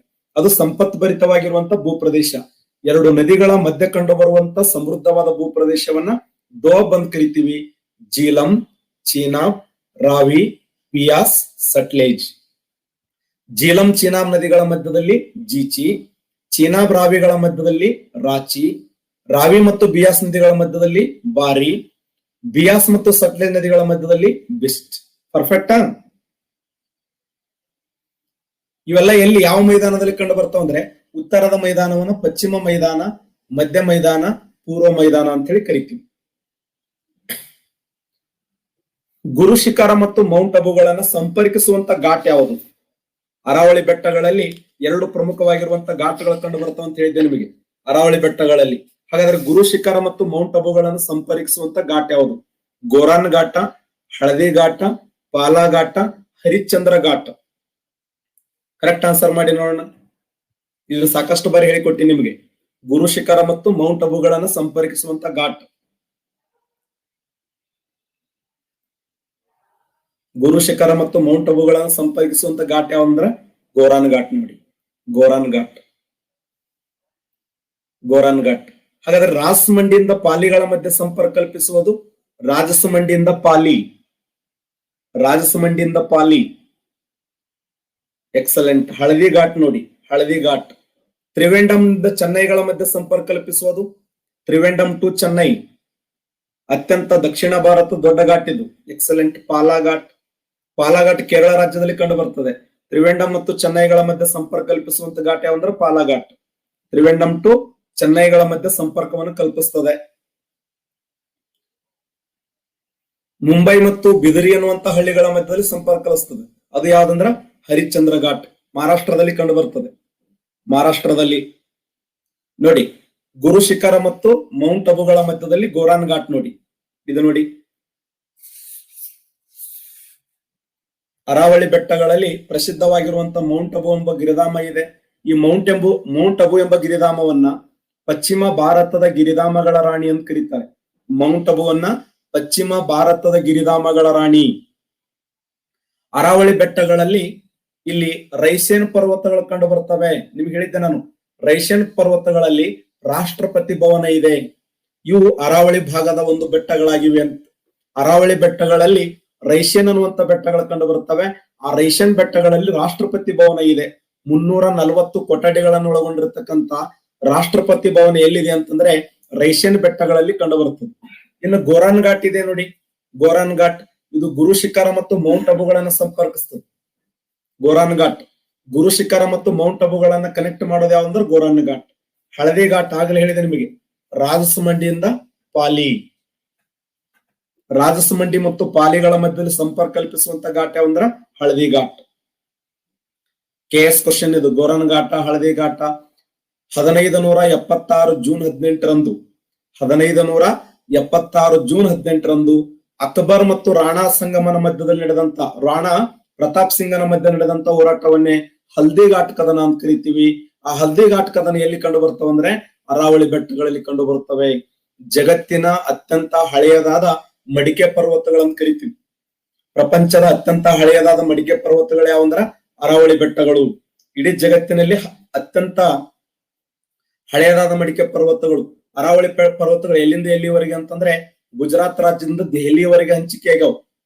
ಈ ಗುಜರಾತ್ ರಾಜ್ಯದಿಂದ ದೆಹಲಿಯವರೆಗೆ ಹಂಚಿಕೆ ಆಗಿರುವಂತ ಅರಾವಳಿ ಬೆಟ್ಟಗಳಲ್ಲಿ ಅತ್ಯಂತ ಎತ್ತರವಾಗಿರುವಂತ ಶಿಖರ ಅಂದ್ರೆ ಗುರು ಶಿಖರ. ಪ್ರಪಂಚದಲ್ಲಿ ಅತ್ಯಂತ ಹಳೆಯದಾದಂತ ಮಡಿಕೆ ಪರ್ವತಗಳು. ಹಿಂಗೆ ಕ್ವಶನ್ ಕೇಳನ್, ಪ್ರಪಂಚದ ಅತ್ಯಂತ ಹಳೆಯದಾದ ಮಡಿಕೆ ಪರ್ವತಗಳು ಯಾವಂದ್ರೆ ಅರಾವಳಿ ಪರ್ವತಗಳು. ದೇಶದಲ್ಲಿ ಅತಿ ಹೆಚ್ಚು ಕಾಳಿಂಗ ಸರ್ಪಗಳು ಕಂಡುಬರುವ ಸ್ಥಳ ಯಾವುದು? ನೀಲಗಿರಿ, ಹುಲಿಕಲ್, ಉಡುಪಿ, ಆಗುಂಬೆ. ದೇಶದಲ್ಲಿ ಅತಿ ಹೆಚ್ಚು ಕಾಳಿಂಗ ಸರ್ಪಗಳು ಕಂಡುಬರುವ ಸ್ಥಳ ಯಾವುದು? 85% ಕರೆಕ್ಟ್ ಆನ್ಸರ್ ಮಾಡಿದ್ದೀರಿ. ಅದು ಕರ್ನಾಟಕ ಜಿಯೋಗ್ರಫಿ ಹೇಳಿ ಪರ್ಫೆಕ್ಟ್ ಆಗಿ ಅಲ್ಲ ಆನ್ಸರ್ ಹೇಳಿದಿರಿ. ಆಗುಂಬೆ ನೋಡಿ. ಆಗುಂಬೆಯನ್ನ ಭಾರತದ ಕಾಳಿಂಗ ಸರ್ಪಗಳ ರಾಜಧಾನಿ ಅಂತ ಕರೀತಾರೆ. ಆಗುಂಬೆ ದಕ್ಷಿಣ ಭಾರತದಲ್ಲಿ ಅತಿ ಹೆಚ್ಚು ಮಳೆಯಾಗುವ ಸ್ಥಳ. ಅಷ್ಟೇ ಅಲ್ಲದೆ ದೇಶದಲ್ಲಿ ಅತಿ ಹೆಚ್ಚು ಕಾಳಿಂಗ ಸರ್ಪಗಳು ಹೊಂದಿರುವಂತ ಸ್ಥಳ. ಅದಕ್ಕೆ ಆಗುಂಬೆಯನ್ನ ಭಾರತದ ಕಾಳಿಂಗ ಸರ್ಪಗಳ ರಾಜಧಾನಿ ಅಂತ ಕರೆದವ್ರು ಯಾರಂದ್ರೆ ವಿಟೇಕರ್ ಅನ್ನುವಂತ ಉರುಗ ತಜ್ಞ. ಎಲ್ಲಿ ನೋಡಿದ್ರೆ ಹಾವುಗಳು ತಿಗಾಡ್ತಿರ್ತಾವ. ನೀವು ಆಗುಂಬೆಗೊಮ್ಮೆ ಹೋದ್ರಂದ್ರೆ ಆ ಟೂರ್ಗೆ ಹೋದ ಒಳಗ್ ಕಾಳಿಂಗ ಸರ್ಪಗಳು ಅಣ್ಣ ಇಲ್ಲಿಗಾಕ್ ಬಂದಿ ಅಣ್ಣ ಅಂತವು. ಹದಿ ಬಿಡೋ ಮರೆ ಹದೆ ಯಾಕೆ ನಿಂತು ಸರಿ ಅಂತವು. ಆ ತರ ಕಾಳಿಂಗ ಸರ್ಪಗಳು ತಿರುಗಾಡ್ತವೆ. ಜಗತ್ತಿನಲ್ಲಿ ಏನು ಭಾರತ ದೇಶದಲ್ಲಿ ಅತಿ ಹೆಚ್ಚು ಕಾಳಿಂಗ ಸರ್ಪಗಳು ಹೊಂದಿದ್ದು ಆಗುಂಬೆ. ಅಂದ್ರೆ ಅವೆಲ್ಲ ಯುನೆಸ್ಕೋ ಪಟ್ಟಿಗೆ ಸೇರವು. ಪಶ್ಚಿಮ ಘಟ್ಟಗಳು ಯುನೆಸ್ಕೋ ಪಟ್ಟಿಗೆ ಸೇರಬೇಕಾದ್ರೆ ಸಣ್ಣ ಮಕ್ಕಳ ಆಟ ಏನದು, ಹುಡುಗಾಟಿಗೆ ಏನದು ಆಗ್ಬೇಕಾದ್ರ ಅಂದ್ರೆ ಅವು ಯುನೆಸ್ಕೋ ಪಟ್ಟಿಗೆ ಸೇರ್ಯಾವ ಅಂತಂದ್ರೆ ಅದೊಂದು ಹಾಟ್ ಸ್ಪಾಟ್ ಅಂತಂದ್ರೆ ಮಳೆ ಆಗ್ತದೆ. 100 ಗಿಡ ಮರಗಳು ಕಂಡು ಬರ್ತವೆ. ಮುಗಿಲು ಮುಟ್ಟುವ ಎತ್ತರವಾದ ಪರ್ವತಗಳಿವೆ. ಆ ನಿತ್ಯ ಹರಿದ್ವರ್ಣ ಕಾಡುಗಳ ಮಧ್ಯದಲ್ಲಿ ಆಗುಂಬೆಯನ್ನ ಭಾರತದ ಕಾಳಿಂಗ ಸರ್ಪಗಳ ರಾಜಧಾನಿ ಅಂತ ಕರಿತೀವಿ. ಇಲ್ಲಿ ಸೂರ್ಯಾಸ್ತವನ್ನು ನೋಡುವ ಸ್ಥಳ ಅದ್ಭುತವಾಗಿರುವಂತದ್ದು. ಸೂರ್ಯಾಸ್ತವನ್ನು ನೋಡಲು ಅತ್ಯಂತ ಸೂಕ್ತವಾಗಿರುವಂತ ಸ್ಥಳ ಆಗುಂಬೆ. ದಕ್ಷಿಣ ಭಾರತದಲ್ಲಿ ಅತಿ ಹೆಚ್ಚು ಮಳೆಯಾಗುವಂತ ಸ್ಥಳ ಅಂತ ಕರಿತೀವಿ. ಕಾಳಿಂಗ ಸರ್ಪಗಳ ರಾಜಧಾನಿ ಅಂತ ಕರಿತೀವಿ.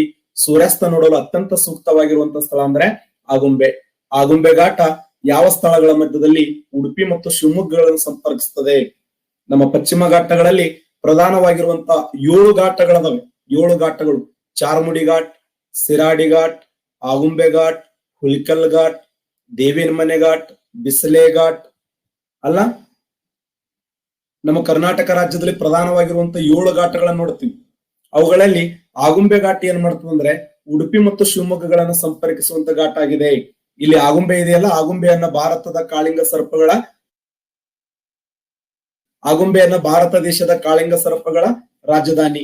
ಹಾಗಾದ್ರೆ ಇಲ್ಲಿ ಕಂಡುಬರುವ ಪ್ರಧಾನವಾದ ಜಲಪಾತಗಳು ಜೋಗ ಜಲಪಾತ, ಕಿರುಪು ಜಲಪಾತ, ಅಬ್ಬೆ ಜಲಪಾತ, ಲಾಲಗೋಳಿ, ದೂಧಸಾಗರ್. ಪಶ್ಚಿಮ ಘಟ್ಟಗಳಲ್ಲಿ ಕಂಡುಬರುವ ಪ್ರಧಾನವಾದ ಜಲಪಾತಗಳು. ನಮ್ಮ ಕರ್ನಾಟಕ ರಾಜ್ಯದ ಪಶ್ಚಿಮ ಘಟ್ಟಗಳಲ್ಲಿ ಕಂಡುಬರುವ ಪ್ರಧಾನವಾದ ಜಲಪಾತಗಳಂದ್ರೆ ಜೋಗ ಜಲಪಾತ ಶರಾವತಿ ನದಿಯಿಂದ, ಇರುಪು ಜಲಪಾತ ಯಾವುದು ಲಕ್ಷ್ಮಣ ತೀರ್ಥದಿಂದ, ಅಬ್ಬೆ ಜಲಪಾತ ಯಾವುದು ಕಾವೇರಿ ನದಿಯಿಂದ, ಲಾಲಗುಳಿ ಜಲಪಾತ ಕಾಳಿ ನದಿಯಿಂದ, ದೂಧಸಾಗರ ಮಹದಾಯಿ. ಕರ್ನಾಟಕದಲ್ಲಿ ಮಹದಾಯಿ ಅಂತ ಕರೆದರೆ ಗೋವಾ ರಾಜ್ಯದಲ್ಲಿ ಮಾಂಡೋವಿ ಅಂತ ಕರಿತೀವಿ. ಹೌದಾ ಅಲ್ಲೋ? ನೋಡಿ, ನಿಮ್ಮನ್ನ ಹೇಳ್ತಾ ಇದ್ ನಿಮ್ಗೆ ತಾಲ, ಬೋರಾ, ಪಾಲ. ತಾಲ, ಬೋರಾ, ಪಾಲ. ತಾಲಾಘಾಟ್, ಬೋರಾಘಾಟ್, ಪಾಲಾಘಾಟ್. ತಾಲಾಘಾಟ್ it is connect between Mumbai to Nashik.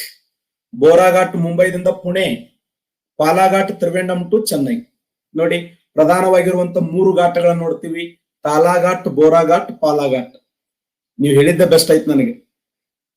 Sir, ದಿನ ಒಂದು 10 ಕ್ವಶನ್ ಗಳನ್ನ ತೆಗೀರಿ ಅಂದಾಗ ನಿಮ್ ಬುಕ್ಕನೆ ಮುಂದಿಟ್ಟು ಹೇಳಿದಂಗ ಅನ್ಸಕತ್ತ ನಿಮ್ಗೆ. ಸರ್, ದಿನ ಗೌರ್ಮೆಂಟ್ ಬುಕ್ ತನ ಕ್ವಶನ್ ತೆಗೀರಿ ಅಂದ್ರಕ್ಕೆ ಅವು ಕ್ವಶನ್ ತೆಗಿತಾ ಇದ್ದ ನಿಮ್ಗೆ ಪರ್ಫೆಕ್ಟ್ ಆಗ್ತಾ ಇದ್ದೀವಿ. ನಾ ಹೇಳುವ ಸಮಯದಲ್ಲೇ ಅದಾವೇ ಇಲ್ಲೋ ಸರ್ ಎಲ್ಲಿಂದ ಹೇಳಕತ್ತಾರ ಅನಿಸ್ತತ್ ನಿಮ್ಗೆಲ್ಲ. ಇವು ಹೇಳುವಂತ ಸಮಯದಲ್ಲಿ ಸರ್ ಎಲ್ಲಿಂದ ಹೇಳ್ತಾರಪ್ಪ ಇವೆಲ್ಲ ಅದಾವ ಇಲ್ಲ ಅಂತ ಹೇಳಿ ತೊಡೆ ಮಂದಿ ಎಲ್ಲ ಗೌರ್ಮೆಂಟ್ ಬುಕ್ ನಾ ಹೇಳೋದು. ತಾಲ, ಬೋರಾ, ಪಾಲ. ತಾಲಾಘಾಟ್ ಮುಂಬೈದಿಂದ ನಾಸಿಕ್, ಬೋರಾಘಾಟ್ ಮುಂಬೈದಿಂದ ಪುಣೆ, ಪಾಲಾಘಾಟ್ ತ್ರಿವೇಂಡಂ ಟು ಚೆನ್ನೈ. ಪ್ರಧಾನವಾಗಿರುವಂತ 3 ಘಾಟಗಳು. ಪರ್ಫೆಕ್ಟಾ? ಇವುಗಳಲ್ಲಿ ಅತ್ಯಂತ ದೊಡ್ಡದಾಗಿರುವಂತ ಘಾಟ್ ಅಂದ್ರೆ ಪಾಲಾಘಾಟ್. ಕರ್ನಾಟಕದಲ್ಲಿ ಕಂಡು ಬರದ ಬೀಚ್ ಯಾವುದು? ನಮ್ಮ ಕರ್ನಾಟಕ ರಾಜ್ಯದಲ್ಲಿ ಈ ಕೆಳಗಿನ ಬೀಚ್ ಕಂಡು ಬರಂಗಿಲ್ಲ: ಪೆಣಂಬೂರು ಬೀಚ, ಕಾಫು ಬೀಚ, ಕಾವಲಂ ಬೀಚ, ಓಂ ಬೀಚ್. ಯಾವ ಬೀಚ್ ಕರ್ನಾಟಕ ರಾಜ್ಯದಲ್ಲಿ ಕಂಡು ಬರಂಗಿಲ್ಲ? ಕರೆಕ್ಟ್ ಆನ್ಸರ್ ಮಾಡಿ. ಪೆಣಂಬೂರು ಬೀಚ, ಕಾಫು ಬೀಚ, ಕಾವಲಂ ಬೀಚ, ಓಂ ಬೀಚ್. ನೋಡಿ, ನಮ್ಮ ರಾಜ್ಯದಲ್ಲಿ ಕಂಡು ಬರಂಗಿಲ್ಲ. ಅದು ನಮ್ಮ ರಾಜ್ಯದಲ್ಲಿ ಕಂಡು ಬರಂಗಿಲ್ಲ. ಯಾವ್ದು ಕಂಡು ಬರಂಗಿಲ್ಲ ಅಂದ್ರ ಕಾವಲಂ ಅನ್ನುವಂತ ಬೀಚ್ ಕಂಡು ಬರಂಗಿಲ್ಲ. ಕರ್ನಾಟಕ ರಾಜ್ಯದಲ್ಲಿ ಈ ಪೆಣಂಬೂರು ಅನ್ನುವಂತ ಬೀಚ್ ಇದೆ, ಕಾಫು ಅನ್ನುವಂತ ಬೀಚ್ ಇದೆ, ಓಂ ಅನ್ನುವಂತ ಬೀಚ್ ಇದೆ. ಇತ್ತೀಚೆಗೆ ಪಡುಬಿದ್ರಿ ಬೀಚ್ ಮತ್ತು ಕಾಸರಗೋಡು ಬ್ಲೂ ಫ್ಲಾಗ್, ಪಡುಬಿದ್ರಿ ಮತ್ತು ಕಾಸರಗೋಡು ಅನ್ನುವಂಥದ್ದು ಬ್ಲೂ ಫ್ಲಾಗ್ ಪಡ್ಕೊಂಡದ್ದು ಇತ್ತೀಚೆಗೆ. ನಮ್ಮ ಭಾರತ ದೇಶದಿಂದ 8 ಬೀಚ್ಗಳು ಸೆಲೆಕ್ಟ್ ಆಗ್ಯಾವ. ಆ 8 ಬೀಚ್ಗಳಲ್ಲಿ ಕರ್ನಾಟಕ ರಾಜ್ಯದಲ್ಲಿ 2 ಬೀಚ್ ಸೆಲೆಕ್ಟ್ ಆಗ್ಯಾವ: ಪಡುಬಿದ್ರಿ ಮತ್ತು ಕಾಸರಗೋಡು. ಏನ್ ಸರ್ ಅಂದ್ರೆ ನೀಲಿ ಧ್ವಜ ಅಂದಂಗದು. ಬ್ಲೂ ಫ್ಲಾಗ್ ಅಂದ್ರೆ ಏನು? ನೀಲಿ ಧ್ವಜ. 33 ಮಾನದಂಡಗಳನ್ನು ಪರಿಗಣಿಸ್ತಾರೆ. ಆ 33 ಮಾನದಂಡಗಳಲ್ಲಿ ಪಾಸ್ ಆದರೆ ಅದು ಡೆನ್ಮಾರ್ಕ್ ದೇಶದ ಒಂದು ಸಂಸ್ಥೆ ಯಾವ್ದಂದ್ರೆ education foundation of environment education ಅನ್ನುವಂತ ಒಂದು ಸಂಸ್ಥೆ. ಫೌಂಡೇಶನ್ ಆಫ್ ಎನ್ವೈರನ್ಮೆಂಟ್ ಎಜುಕೇಶನ್ ಅನ್ನುವಂತ ಸಂಸ್ಥೆ ಏನ್ ಮಾಡ್ತಂದ್ರೆ 33 ಮಾನದಂಡಗಳನ್ನ ಪರಿಗಣಿಸಿ ನಮ್ಮ ದೇಶದ 8 ಬೀಚ್ಗಳನ್ನು ಸೆಲೆಕ್ಟ್ ಮಾಡಿದೆ. ಆ 8 ಬೀಚ್ಗಳಲ್ಲಿ ಕರ್ನಾಟಕ ರಾಜ್ಯದಿಂದ ಪಡುಬಿದ್ರಿ ಮತ್ತು ಕಾಸರಗೋಡ, ಗುಜರಾತ್ ರಾಜ್ಯದಿಂದ ಶಿವಪುರ, ದಾದ್ರಾ ಮತ್ತು ನಗರ್ ಹವೇಲಿಯಿಂದ ಗೋಗ್ಲಾ, ಆಂಧ್ರ ಪ್ರದೇಶದಿಂದ ಋಷಿಕೊಂಡ, ಅಲ್ಲ ಇನ್ನ ಅಂಡೋಮಾನ್ ನಿಕೋಬಾರದಿಂದ ರಾಧಾನಗರ, ಒಡಿಶಾ ರಾಜ್ಯದಿಂದ ಗೋಲ್ಡನ್ ಬೀಚ್, ಕೇರಳ ರಾಜ್ಯದಿಂದ ಕಪ್ಪಾಡ ಬೀಚ್. ಕೇರಳದಿಂದ ಕಪ್ಪಾಡ, ಕರ್ನಾಟಕದಿಂದ ಪಡುಬಿದ್ರಿ ಮತ್ತು ಕಾಸರಗೋಡ, ಗುಜರಾತ್ ರಾಜ್ಯದಿಂದ ಶಿವಪುರ, ಅಂಡೋಮಾನ್ ನಿಕೋಬಾರದಿಂದ ಗೋಗ್ಲಾ ಬೀಚ್, ಅಂಡೋಮಾನ್ ನಿಕೋಬಾರದಿಂದ ರಾಧಾನಗರ್, ಆಂಧ್ರ ಪ್ರದೇಶದಿಂದ ಋಷಿಕೊಂಡ, ಒಡಿಶಾ ರಾಜ್ಯದಿಂದ ಗೋಲ್ಡನ್ ಬೀಚ್. ಒಟ್ಟು 8 ಬೀಚ್ಗಳು ಸೆಲೆಕ್ಟ್ ಆಗ್ಯಾವ.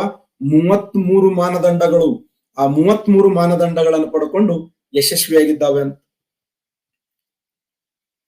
ಕರ್ನಾಟಕ ರಾಜ್ಯದಲ್ಲಿ ಕಂಡುಬರುವ ಪ್ರಧಾನವಾದ ಬೀಚ್ಗಳು ನೋಡಿ, ಗೋಕರ್ಣ ಬೀಚ್ ಅದಾವೆ, ಓಂ ಬೀಚ್ ಇದೆ, ಮಲ್ಪೆ ಬೀಚ್ ಇದೆ, ಕಾಫು ಬೀಚ್ ಇದೆ, ಮುರುಡೇಶ್ವರ ಬೀಚ್ ಇದೆ, ಮರವಂತಿ ಇದೆ, ಪೆಣಂಬುದರ ಬೀಚ್ ಇದೆ, ಉಲ್ಲಾಳ ಬೀಚ್ ಇದೆ.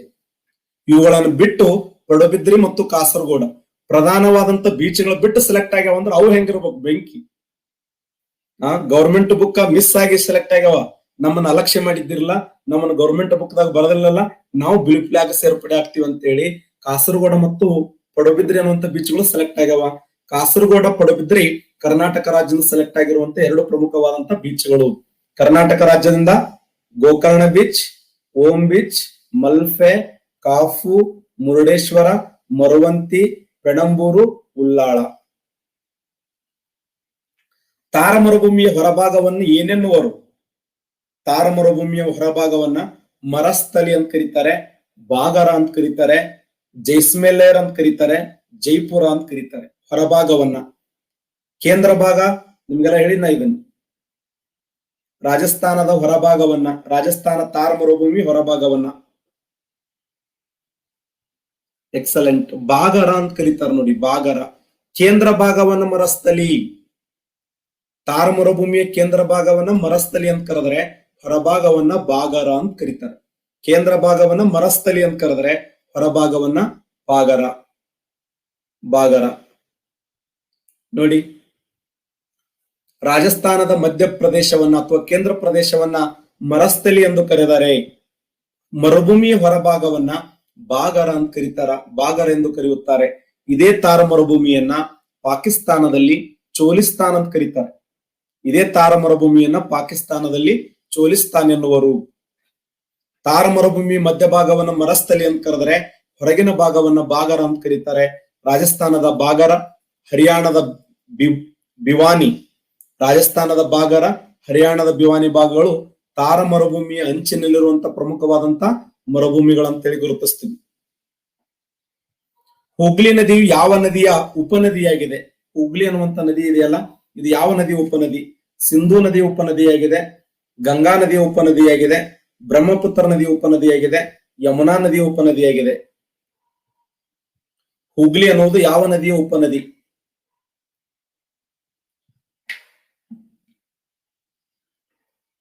ಶಬಾಷ್.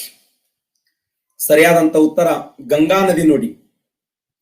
ಹುಗ್ಲಿ ಇದು ಯಾವ ನದಿಯ ಉಪನದಿಯಾಗಿದೆ ಅಂತಂದ್ರೆ ಗಂಗಾ ನದಿಯ ಉಪನದಿಯಾಗಿದೆ. ಇದು ಕಲ್ಕತ್ತಾ ನಗರದ ಮೇಲೆ ನಿರ್ಮಾಣಗೊಂಡ, ಈ ಒಂದು ನದಿಯ ದಂಡೆಯ ಮೇಲೆ ನಿರ್ಮಾಣಗೊಂಡ ನಗರ ಯಾವಂದ್ರೆ ಕಲ್ಕತ್ತಾ ಅಂತ ಕರಿತೀವಿ. ಹಾಗಾದ್ರೆ ಪ್ರಪಂಚದ ಅತ್ಯಂತ ದೊಡ್ಡದಾಗಿರುವಂತ ದ್ವೀಪ ಮಜುಲಿ ಯಾವ ನದಿಯಿಂದ? ಶಬಾಷ್, 94%. ಎಕ್ಸಲೆಂಟ್. ಬ್ರಹ್ಮಪುತ್ರ ನದಿ ನೋಡಿ, ಬ್ರಹ್ಮಪುತ್ರ ನದಿ. ಚಂಬಲ್, ಬೆಟ್ವಾ, ಕೇನ್, ಸಿಂಧ್ ಯಾವ ನದಿ ಉಪನದಿಗಳಾಗಿವೆ? ಬೆಟ್ವಾ, ಚಂಬಲ್, ಕೇನ್, ಸಿಂಧ್. ಚಂಬಲ್, ಬೆಟ್ವಾ, ಖೇನ್, ಸಿಂಧ್ ಯಾವ ನದಿಯ ಉಪನದಿಗಳಾಗಿವೆ? ಶಬಾಷ್, ಯಮುನಾ ನದಿಯ ಉಪನದಿಗಳಾಗಿವೆ ನೋಡಿ. ಬೆಟ್ವಾ ಆಗಲಿ, ಕೇನ್ ಆಗಲಿ, ಚಂಬಲ್ ಆಗಲಿ. ಯಾಕಂದ್ರೆ ಕೇನ್ ಮತ್ತು ಬೆಟ್ವಾ ಗ್ಯಾರಂಟಿ ಪ್ರಶ್ನೆ ಕೇಳ್ತಾನೆ. ನಮ್ಮ ಭಾರತ ದೇಶದ ಮೊಟ್ಟ ಮೊದಲ ಯಶಸ್ವಿ ನದಿ ಜೋಡಣೆ ಅದು. ಭಾರತ ದೇಶದ ಮೊಟ್ಟ ಮೊದಲ ಯಶಸ್ವಿ ನದಿ ಜೋಡಣೆ ಯಾವ್ದಂದ್ರೆ ಬೆಟ್ವಾ ಮತ್ತು ಕೇನ್. ಭಾರತದ ಮೊಟ್ಟ ಮೊದಲ ಯಶಸ್ವಿ ನದಿ ಜೋಡಣೆ ಅಂದ್ರೆ ಬೆಟ್ವಾ ಮತ್ತು ಕೇನ್. ಇದು ಯಮುನಾ ನದಿಯ ಉಪನದಿಗಳನ್ನು ಕರಿತೀವಿ. Very important. ಇಲ್ಲಿ ನೋಡಿ, ಹುಗ್ಲಿ ನದಿಯು ಗಂಗಾ ನದಿಯ ಒಂದು ಪ್ರಮುಖವಾಗಿರುವಂತ ಕಾವಲಾಗಿದ್ದು ಕಲ್ಕತ್ತಾದ ಮೂಲಕ ಹರಿಯುತ್ತದೆ. ಹುಗ್ಲಿಯ ಉಬ್ಬರದ ನದಿಯಾಗಿದ್ದು ಇದರ ದಡದ ಮೇಲೆ ಯಾವ ಬಂದರ ಇದೆ ಅಂದ್ರೆ ಕಲ್ಕತ್ತರ ಬಂದರ ನೆಲೆಯಾಗಿದೆ. ಹುಗ್ಲಿ ನದಿಯ ನೀರನ್ನ ಮಟ್ಟವನ್ನ ಫರಕ್ಕ ಡ್ಯಾಮಿನಿಂದ ನಿರ್ವಹಣೆ ಮಾಡಲಾಗುತ್ತದೆ. ಫರಕ್ಕ ಡ್ಯಾಮ್. ಈ ಗ್ಯಾಂಜಿಟೆಕ್ ಡಾಲ್ಫಿನ್ ಅನ್ನುವುದು ಭಾರತದ ರಾಷ್ಟ್ರೀಯ ಜಲಚರ ಪ್ರಾಣಿಯಾಗಿದೆ. ಭಾರತದ ರಾಷ್ಟ್ರೀಯ ಜಲಚರ ಪ್ರಾಣಿ ಯಾವ್ದಂದ್ರ ಗ್ಯಾಂಜೆಟಿಕ್ ಡಾಲ್ಫಿನ್. ಇಲ್ಲಿ ನೋಡಿ, ವಿಶೇಷ ಅಂಶಗಳಲ್ಲಿ ಭಗೀರಥಿ ನದಿಗೆ ಅಡ್ಡಲಾಗಿ ತೆಹರಿ ಅಣೆಕಟ್ಟನ್ನು ಕಟ್ಟಲಾಗಿದೆ. ಇದು ಭಾರತದಲ್ಲಿ ಅತ್ಯಂತ ಎತ್ತರವಾದ ಅಣೆಕಟ್ಟಾಗಿದ್ದು 855 ಅಡಿ ಎತ್ತರವಾಗಿದೆ. ಹೇಳಿದ್ನೋ ಇಲ್ಲ ನಾನು ನಿಮ್ಗೆ? ಸಾಕಷ್ಟು ಬಾರಿ ಹೇಳಿದ್ದೆ. ತೆಹರಿ 855 ಅಡಿ ಎತ್ತರವಾಗಿದ್ದು ಭಾರತ ಅತಿ ಎತ್ತರವಾದ ಅಣೆಕಟ್ಟಾಗಿದೆ. ಇದು ಭಗೀರಥಿ ನದಿಗೆ ಅಡ್ಡಲಾಗಿ ಕಟ್ಟಲಾಗಿದೆ. ಉತ್ತರಾಖಂಡದಲ್ಲಿ ನಿರ್ಮಾಣ ಮಾಡಲಾಗಿದೆ. ಉತ್ತರಾಖಂಡದಲ್ಲಿ ಈ ಥೇರಿ ಅನ್ನುವಂಥದ್ದು ಒಂದು ಜಿಲ್ಲೆಯ ಹೆಸರು ಅಲ್ಲ, ಜಿಲ್ಲೆಯ ಹೆಸರು. ಗಂಗಾ ನದಿಯ ಅತಿ ದೊಡ್ಡ ಉಪನದಿ ಯಾವುದು? ಗಂಗಾ ನದಿಯಲ್ಲಿ ಅತ್ಯಂತ ದೊಡ್ಡದಾಗಿರುವಂತ ಉಪನದಿ ಯಾವುದು? ಸೋನ್ ನದಿ, ಯಮುನಾ ನದಿ, ಕೋಶಿ ನದಿ, ಗಂಡಕ ನದಿ. ಯಾವುದು ಅತಿ ದೊಡ್ಡ ಉಪನದಿಯಾಗಿದೆ? ಉಪನದಿ ಯಾವ್ದು ದೊಡ್ಡದು? ಗಂಗಾ ನದಿಗೆ ಅತ್ಯಂತ ದೊಡ್ಡದಾಗಿರುವಂತ ಉಪನದಿ. ಎಕ್ಸಲೆಂಟ್. ಯಮುನಾ ನದಿ ನೋಡಿ. ಯಮುನಾ ಯಾಕಂದ್ರೆ ಗಂಗಾ ಯಮುನಾ ಸರಸ್ವತಿ ಅಂತ ಕರಿತೀವಿ. ಗಂಗಾದ ಅತ್ಯಂತ ದೊಡ್ಡದಾಗಿರೋ, ಯಾಕೆ ಯಮುನಾ ನದಿಗೆ ಹೈಯೆಸ್ಟ್ ಉಪನದಿಗಳದಾವೆ.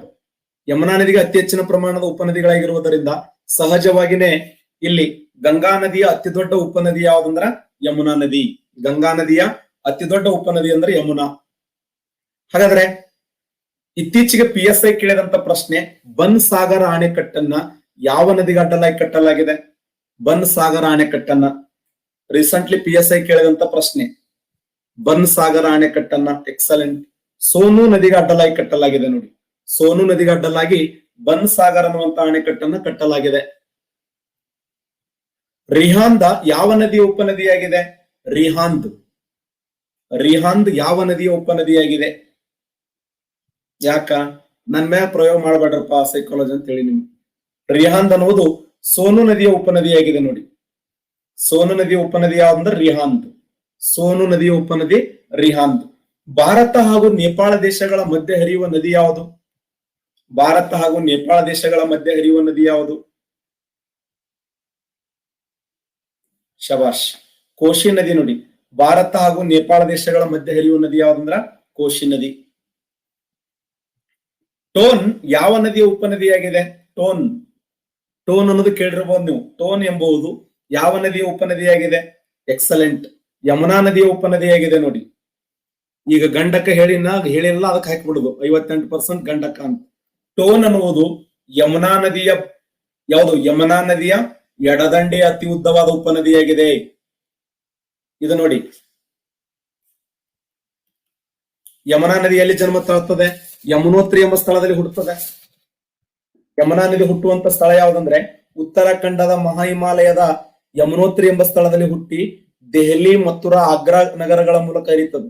ದೆಹಲಿ, ಮಥುರಾ, ಆಗ್ರಾ ನಗರಗಳ ಮೂಲಕ ಉತ್ತರ ಪ್ರದೇಶದ ಅಲಹಾಬಾದ್ನಲ್ಲಿ ಗಂಗಾ ನದಿಯನ್ನು ಸೇರ್ತದೆ. ಗಂಗಾ ನದಿಯನ್ನ ಯಮುನಾ ನದಿಯ ಉದ್ದ ಎಷ್ಟಿದೆ ಅಂದ್ರೆ 1376 ಕಿಲೋಮೀಟರ್ ಉದ್ದವಾಗಿದೆ. ಗಂಗಾ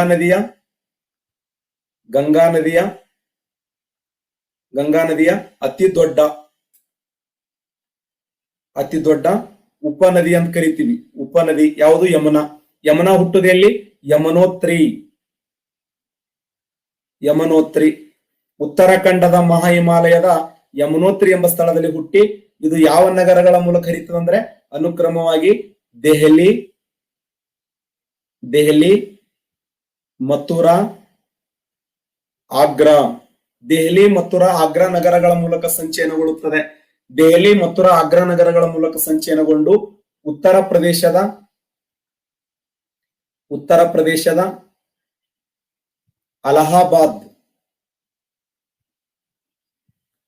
ಪ್ರದೇಶದ ಅಲಹಾಬಾದ್ ಎಂಬಲ್ಲಿ ಯಾವ ನದಿಯನ್ನು ಸೇರುತ್ತದೆ ಅಂದ್ರೆ ಗಂಗಾ ನದಿಯನ್ನು ಸೇರುತ್ತದೆ. ಇದರ ಉದ್ದ ಎಷ್ಟಿದೆ ಅಂದ್ರೆ 1376 ಕಿಲೋಮೀಟರ್ ಉದ್ದವಾಗಿದ್ದೆ. ಈ ನದಿಗೆ ಎಡದಂಡೆಯ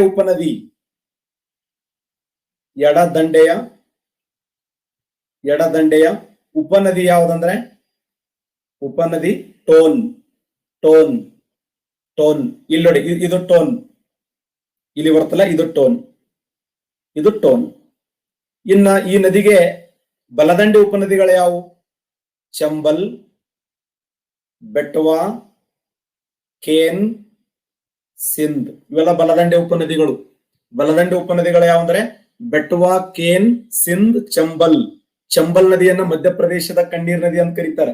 ಚಂಬಲ್ ನದಿ ಹುಟ್ಟುದಲ್ಲಿ ಮಧ್ಯಪ್ರದೇಶದ ಅಮರಕಂಟಕ ಎಂಬ ಸ್ಥಳದಲ್ಲಿ ಹುಟ್ಟುತ್ತದೆ. ಮಧ್ಯಪ್ರದೇಶದ ಅಮರಕಂಟಕ ಎಂಬ ಸ್ಥಳದಲ್ಲಿ ಹುಟ್ಟಿ ಉತ್ತರ ಅಭಿಮುಖವಾಗಿ ಹರಿದು ಉತ್ತರ ಪ್ರದೇಶದ ಬಾಗಲ್ಪುರ್ ಎಂಬ ಸ್ಥಳದಲ್ಲಿ ಸೇರ್ತದೆ. ಇದು ಬಾಗಲಪುರ ಎಂಬ ಸ್ಥಳದಲ್ಲಿ ಸೇರುತ್ತದೆ. ಯಾವುದು? ಚಂಬಲ್ ನದಿಯ ಉದ್ದ ಎಷ್ಟಿದೆ ಅಂದ್ರೆ 1050 ಕಿಲೋಮೀಟರ್ ಉದ್ದವಾಗಿದ್ದು ಚಂಬಲ್ ಕಣಿವೆಯಲ್ಲಿ ಅತಿ ಹೆಚ್ಚು ದರೋಡೆಕೋರರಿದ್ರು. ಪೂಲಂ ದೇವಿ ಅಂತ ಕೇಳಿರಿ. ಪೂಲಂ ದೇವಿ, ಆ ಪೂಲಂ ದೇವಿ ಅಂದ್ರೆ ಬಹಳಷ್ಟು ಶ್ರೇಷ್ಠ ಬುಡಕಟ್ಟು ಹೋರಾಟಗಾರರು ಅವರು. ಆ ಪ್ರದೇಶದಲ್ಲಿ ವಾಸ ಮಾಡಿರ್ತಕ್ಕಂಥ ಜನಾಂಗ. ಅದೇನೇ ಇರಲಿ, ಒಟ್ಟಾರೆಯಾಗಿ ಈ ಒಂದು ಯಮುನಾ ನದಿಯ ವಿಶೇಷ ಏನಂದ್ರೆ, ಯಮುನಾ ನದಿಯ ಎಡದಂಡೆ ಅತ್ಯಂತ ಉದ್ದವಾದ ಉಪನದಿ ಅಂದ್ರೆ ಎಡದಂಡೆ. ಎಡದಂಡೆ ಅಂದ್ರೆ ಟೋನ್. ಬಲದಂಡೆ ಅಂದ್ರೆ ಚಂಬಲ್. ನೆನಪಿಡಿ, ಬಲದಂಡೆ ಅತ್ಯಂತ ಇವು ಉಪನದಿಗಳ ಮೇಲೆ ಕೇಳ್ತಾನೆ ಕ್ವಶನ್. ನದಿ ಬಿಟ್ಬಿಟ್ಟಾನ, ಈಗ ಪ್ರಧಾನವಾದ ನದಿ ಕೆಳದ ಬಿಟ್ಬಿಟ್ಟಾನ, ಉಪನದಿಗಳ ಮೇಲೆ ಕೇಳಕತ್ತಾನ. ಇವೇ ಕಾಂಚಿ ಪಿಂಚಿ ಇವೇ ಕೇಳಕತ್ತಾನ ಭಯಂಕರ. ಇವೇ ಬಂದ್ ಕುಂದಿರ್ತಾವ ನನ್ ಮ್ಯಾಗ ಕೇಳೋಣ ಅಂತೇಳಿ. ಅದಕ್ಕೆ ಇವು ಸ್ವಲ್ಪ ನಿಮ್ ನೆನ್ಪಿಡ್ರಿ. ಎಡದಂಡೆ ಅತ್ಯಂತ ಉದ್ದವಾದ ಉಪನದಿ ಅಂದ್ರೆ ಟೋನ್, ಬಲದಂಡೆ ಅತ್ಯಂತ ಉದ್ದವಾದ ಉಪನದಿ ಅಂದ್ರೆ ಚಂಬಲ್. ಯಾವುದು? ಯಮುನಾ. ಯಮುನಾ ನದಿಯಲ್ಲಿ ಹುಟ್ಟುತ್ತದೆ ಅಂದ್ರೆ ಉತ್ತರಾಖಂಡದ ಮಹಾಹಿಮಾಲಯದ ಮಥುರಾ, ಆಗ್ರಾ. ಹಾಗಾದ್ರೆ ಈ ಒಂದು ಯಾವುದು ಯಮುನಾ ನದಿಯ ದಂಡೆಯ ಮೇಲೆ ಆಗ್ರಾ ನಗರವನ್ನು ನಿರ್ಮಾಣ ಮಾಡಿದವರು ಯಾರಂತ ಕ್ವಶನ್ ಕೇಳನ್. ಸಿಕಂದರ್ ಲೋಧಿ. ನೆನಪಿದೆಯಾ? 1505ರಲ್ಲಿ ಸಿಕಂದರ್ ಲೋಧಿ ಏನ್ ಮಾಡ್ತಾನಂದ್ರೆ ಆಗ್ರಾ ಅನ್ನುವಂತ ನಗರವನ್ನು ಕಟ್ತಾನೆ. ಆಗ್ರಾ ನಗರಕ್ಕೆ ಕೋಟೆಯನ್ನು ಕಟ್ಟಿದವನು ಅಕ್ಬರ್. ಆಗ್ರಾ ನಗರಕ್ಕೆ ಕೋಟೆಯನ್ನು ಕಟ್ಟಿದಂತ ವ್ಯಕ್ತಿ ಅಕ್ಬರ್. ಒಟ್ಟಾರೆಯಾಗಿ ಈ ಗಂಗಾ ನದಿಯ ವಿಶೇಷ ಏನು ಅಂತಂದ್ರೆ, ಇದನ್ನ ಭಾರತ ದೇಶದ ಜೀವ ನದಿ ಅಂತ ಕರಿತೀವಿ, ಭಾರತದ ರಾಷ್ಟ್ರೀಯ ನದಿ ಅಂತ ಕರಿತೀವಿ. ಭಾರತದ ಜೀವ ನದಿ, ರಾಷ್ಟ್ರೀಯ ನದಿ ಎನಿಸಿಕೊಂಡಿರ್ತಕ್ಕಂಥ ಗಂಗಾ ನದಿಯ ಅತ್ಯಂತ ದೊಡ್ಡದಾಗಿರುವಂತ ಉಪನದಿ ಅಂದ್ರೆ ಯಮುನಾ ನದಿ. ಯಮುನಾ ನದಿಗೆ ಎಡದಂಡೆ ಉಪನದಿ ಅಂದ್ರೆ ಟೋನ, ಬಲದಂಡೆ ಉಪನದಿ ಅಂದ್ರೆ ಚಂಬಲ್. ನೋಡಿ, ಕ್ವಶನ್ ಏನಾಗಿದೆ ನೋಡಿ ಇಲ್ಲಿ.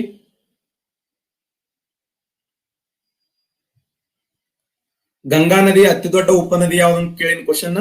ಯಮುನಾ ನದಿ. ನೋಡಿ ಇಲ್ಲಿ ನೋಡಿ, ಬಲದಂಡೆ ಉಪನದಿಗಳನ್ನು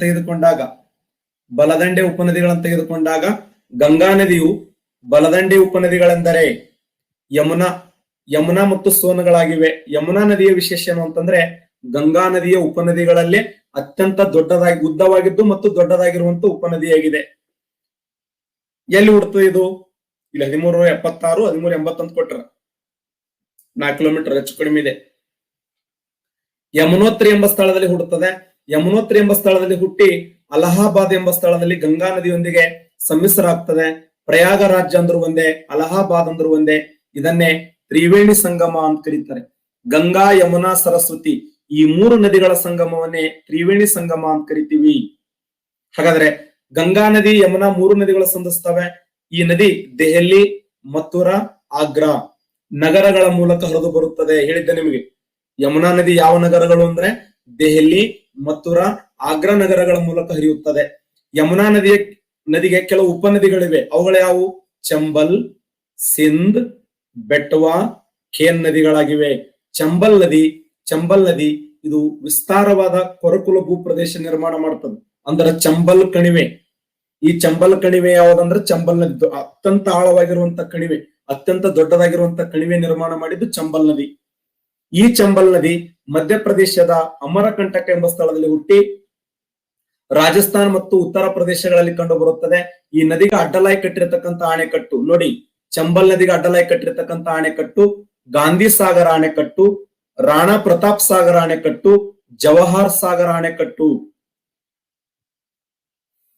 ಈ ಒಂದು ಚಂಬಲ್ ನದಿಗೆ ಅಡ್ಡಲಾಗಿ ಕಟ್ಟಿರ್ತಕ್ಕಂಥ ಪ್ರಮುಖವಾಗಿರುವಂತಹ ಅಣೆಕಟ್ಟುಗಳು ಗಾಂಧಿ ಸಾಗರ್, ರಾಣಾ ಪ್ರತಾಪ್ ಸಾಗರ್, ಜವಾಹರ್ ಸಾಗರ್. ಗಾಂಧಿ ಸಾಗರ್, ರಾಣಾ ಪ್ರತಾಪ್ ಸಾಗರ್, ಜವಾಹರ್ ಸಾಗರ್ ಯಾವ ನದಿಗೆ ಅಡ್ಡಲಾಗಿ? ಚಂಬಲ್ ನದಿಗೆ ಅಡ್ಡಲಾಗಿ ಕಟ್ಟಿರ್ತಕ್ಕಂಥ 3 ಪ್ರಮುಖವಾಗಿರುವಂತಹ ಅಣೆಕಟ್ಟುಗಳು ಯಾವುದು? ಒಂದು ಗಾಂಧಿ ಸಾಗರ ಅಣೆಕಟ್ಟು, ರಾಣಾ ಪ್ರತಾಪ್ ಸಾಗರ ಅಣೆಕಟ್ಟು, ಜವಾಹರ್ ಸಾಗರ ಅಣೆಕಟ್ಟುಗಳನ್ನ ನಿರ್ಮಾಣ ಮಾಡಲಾಗಿದೆ ಅಂತ ನಿಮ್ಗೆ ಮನೆ ಹೇಳ್ತಾ ಇದ್ದೆ ನಾನು. ಬೆಟ್ವಾ ಮತ್ತು ಕೇನ್ ಇದೆಯಲ್ಲ, ಇದು ಭಾರತ ದೇಶದ ಮೊಟ್ಟ ಮೊದಲ ಯಶಸ್ವಿ ನದಿ ಜೋಡಣೆ. ಇಡೀ ನಮ್ಮ ಭಾರತ ದೇಶದಲ್ಲಿ ಮೊಟ್ಟ ಮೊದಲ ಯಶಸ್ವಿ ನದಿ ಜೋಡಣೆ ಯಾವ್ದಂದ್ರೆ ಬೆಟ್ವಾ ಮತ್ತು ಕೇನ್. ಒಂದ್ಸಾರಿ ಕ್ವಶನ್ ಕೇಳ್ಬಿಡ್ಲಿ, ಇನ್ನೊಂದ್ಸರಿ ಕ್ವಶನ್ ಕೇಳ್ಬಿಡ್ಲಿ, ಆನ್ಸರ್ ಮಾಡ್ತೀರಿ? ಓಕೆ,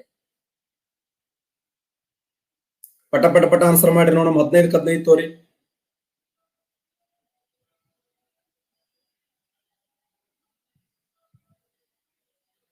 ಇಂಡಿಯನ್ ಮೆಟ್ರೋಲಜಿ ಡಿಪಾರ್ಟ್ಮೆಂಟ್ ನ ಕೇಂದ್ರ ಕಚೇರಿ ಎಲ್ಲಿದೆ? ಇಂಡಿಯನ್ ಮೆಟ್ರೋಲಜಿಯ ಡಿಪಾರ್ಟ್ಮೆಂಟಿನ ಕೇಂದ್ರ ಕಚೇರಿ? ಶಬಾಷ್, ಸರಿಯಾದಂತ ಉತ್ತರ ಮಹಾರಾಷ್ಟ್ರದ ಪುಣೆ. ಪ್ರಪಂಚದ ಅತ್ಯಧಿಕ ಲವಣಾಂಶ ಹೊಂದಿರತಕ್ಕಂಥ ಸರೋವರ ಯಾವುದು? ಯಾವ ಸರೋವರ? ವ್ಯಾನ್ ಸರೋವರ, ಮೃತ್ಯ ಸರೋವರ, ಗ್ರೇಟ್ ಸಾಲ್ಟ್ ಲೇಕ್ ಸರೋವರ? ಶಬಾಷ್, ವ್ಯಾನ್ ಸರೋವರ ನೋಡಿ. ಪ್ರಪಂಚದ ಅತ್ಯಂತ ದೊಡ್ಡದಾಗಿರುವಂತ ಉಪ್ಪು ನೀರಿನ ಸರೋವರ ಅಂದ್ರೆ ವ್ಯಾನ್ ಸರೋವರ. ಬ್ಯಾಕ್ ಬೋನ್ ಆಫ್ ಏಸಿಯಾ ಎಂದು ಯಾವ ಪರ್ವತ ಶ್ರೇಣಿಯನ್ನು ಕರೆಯುತ್ತಾರೆ? ಬ್ಯಾಕ್ ಬೋನ್ ಆಫ್ ಏಸಿಯಾ ಎಂದು ಯಾವ ಪರ್ವತ ಶ್ರೇಣಿಯನ್ನು ಕರೆಯುತ್ತಾರೆ? ಶಬಾಷ್, ಕಾರಾಕೋರಂ ಶ್ರೇಣಿ ನೋಡಿ. ಕಾರಾಕೋರಂ ಶ್ರೇಣಿ. ಕೇಟು ಪರ್ವತ ಯಾವ ಪರ್ವತ ಶ್ರೇಣಿಯಲ್ಲಿ ಕಂಡು ಬರುತ್ತದೆ? ಕೇಟು. ಶಬಾಷ್, ಕಾರಾಕೋರಂ ಶ್ರೇಣಿ ನೋಡಿ. ಭಾರತ ದೇಶದ ಅತ್ಯಂತ ಉದ್ದವಾದ ಹಿಮನದಿ ಸಿಯಾಚಿನ್ ಯಾವ ಪರ್ವತ ಶ್ರೇಣಿಯಲ್ಲಿ ಕಂಡು ಬರುತ್ತದೆ? ಸಿಯಾಚಿನ್ ಇದೇ ಕಾರಾಕೋರಂ ಶ್ರೇಣಿಯಲ್ಲಿ ಕಂಡು ಬರುತ್ತದೆ.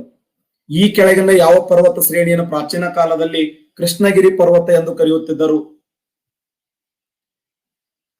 ಇದೇ ಕಾರಾಕೋರಂ ಶ್ರೇಣಿ. ಕಾರಾಕೋರಂ ಶ್ರೇಣಿ. ಭೂಮಿಯ ಮೇಲಿನ ಅತ್ಯಂತ ಎತ್ತರವಾಗಿರುವಂತಹ ಶಿಖರ ಯಾವುದು? ಭೂಮಿಯ ಮೇಲಿನ ಅತ್ಯಂತ ಎತ್ತರವಾಗಿರುವಂತಹ ಶಿಖರ? ಶಬಾಷ್, ಮೌಂಟ್ ಎವರೆಸ್ಟ್ ನೋಡಿ. ಭೂಮಿಯ ಮೇಲಿನ ಅತ್ಯಂತ ಎತ್ತರವಾಗಿ ಶಿಖರ ಮೌಂಟ್ ಎವರೆಸ್ಟ್. ಆಫ್ರಿಕಾ ಖಂಡದ ಅತಿ ಎತ್ತರವಾದ ಶಿಖರ?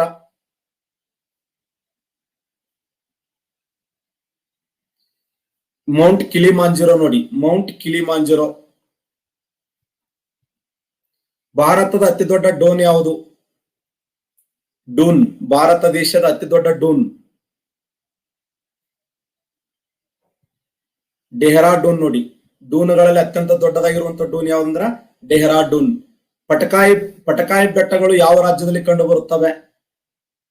ಪಟಕಾಯಿ ಬೆಟ್ಟಗಳು ಶಬಾಷ್, ಅರುಣಾಚಲ ಪ್ರದೇಶದಲ್ಲಿ ಕಂಡು ಬರುತ್ತವೆ ನೋಡಿ. ಪ್ರಪಂಚದಲ್ಲಿ ಅತಿ ಹೆಚ್ಚು ಮಳೆ ಪಡೆಯುವ ಬೆಟ್ಟಗಳಾಗಿರುವಂತ ಗಾರೋ ಮತ್ತು ಕಾಶಿ ಬೆಟ್ಟಗಳು. ಪ್ರಪಂಚದಲ್ಲಿ ಅತಿ ಹೆಚ್ಚು ಮಳೆ ಪಡೆಯುವ ಬೆಟ್ಟಗಳು ಗಾರೋ ಕಾಶಿ ಬೆಟ್ಟಗಳು ಮೇಘಾಲಯದಲ್ಲಿ ಕಂಡು ಬರ್ತವೆ ನೋಡಿ. ಮೇಘಾಲಯದಲ್ಲಿ. ಬನಿಹಾಲ ಕಣಿವೆ ಮಾರ್ಗ ಕಂಡುಬರುವ ಪರ್ವತ ಶ್ರೇಣಿ? ಬನಿಹಾಲ ಕಣಿವೆ ಮಾರ್ಗ ಕಂಡುಬರುವ ಪರ್ವತ ಶ್ರೇಣಿ? ಶಬಾಷ್, ಪಿರುಪೆಂಜಾಲ್ ಶ್ರೇಣಿ ನೋಡಿ. ಪಿರುಪೆಂಜಾಲ್ ಶ್ರೇಣಿ. ಭಾರತದ ಅತ್ಯಂತ ದೊಡ್ಡದಾಗಿರುವಂತಹ ಕಣಿವೆ ಮಾರ್ಗ? ಭಾರತದಲ್ಲಿ ಅತ್ಯಂತ ದೊಡ್ಡದಾಗಿರುವಂತಹ ಕಣಿವೆ ಮಾರ್ಗ? ಶಬಾಷ್, ಜಿಲೇಪಲ ಕಣಿವೆ ಮಾರ್ಗ ನೋಡಿ. ಜಿಲೇಪಲ.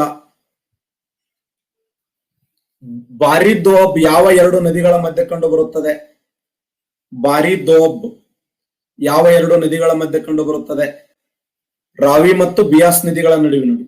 ರಾವಿ ಮತ್ತು ಬಿಯಾಸ್ ನದಿಗಳ ಮಧ್ಯೆ. ಗುರು ಶಿಖರ ಮತ್ತು ಮೌಂಟ್ ಅಬುಗಳ ಸಂಪರ್ಕಿಸುವಂತ ಘಾಟ್ ಯಾವುದು? ಗುರು ಶಿಖರ ಮತ್ತು ಮೌಂಟ್ ಅಬುಗಳನ್ನು ಸಂಪರ್ಕಿಸುವ ಘಾಟ್? ಎಕ್ಸಲೆಂಟ್, ಗೋರಾನ್ ಘಾಟ್ ನೋಡಿ. ಗೋರಾನ್ ಘಾಟ್. ರಾಜಸಮಂಡಿ ಮತ್ತು ಪಾಲಿಗಳ ಮಧ್ಯೆ ಸಂಪರ್ಕಿಸುವ ಘಾಟ್ ಯಾವುದು? ರಾಜಸಮಂಡಿ ಮತ್ತು ಪಾಲಿಗಳ ಮಧ್ಯದಲ್ಲಿ ಹಳದಿ ಘಾಟ್ ನೋಡಿ. ಹಳದಿ ಘಾಟ್. ಈ ಕೆಳಗಿನ ಯಾವ ಘಾಟ್ ದಕ್ಷಿಣ ಭಾರತದಲ್ಲಿ ಅತ್ಯಂತ ಉದ್ದವಾಗಿರುವಂತ ಘಾಟ್ ಆಗಿದೆ? ದಕ್ಷಿಣ ಭಾರತದಲ್ಲಿ ಅತ್ಯಂತ ಉದ್ದವಾದ ಘಾಟ್ ಪಾಲಾಘಾಟ್ ನೋಡಿ. ಪಾಲಾಘಾಟ್. ದೇಶದಲ್ಲಿ ಅತಿ ಹೆಚ್ಚು ಕಾಳಿಂಗ ಸರ್ಪಗಳನ್ನು ಹೊಂದಿರುವಂತಹ ಕಂಡುಬರುವ ಸ್ಥಳ? ದೇಶದಲ್ಲಿ ಹೈಯೆಸ್ಟ್ ಕಾಳಿಂಗ ಸರ್ಪಗಳು? ಆಗುಂಬೆಯನ್ನ ಭಾರತದ ಕಾಳಿಂಗ ಸರ್ಪಗಳ ರಾಜಧಾನಿ ಅಂತ ಕರೀತಾರೆ. ಕರ್ನಾಟಕದಲ್ಲಿ ಕಂಡು ಬರದ ಬೀಚ್ ಯಾವುದು?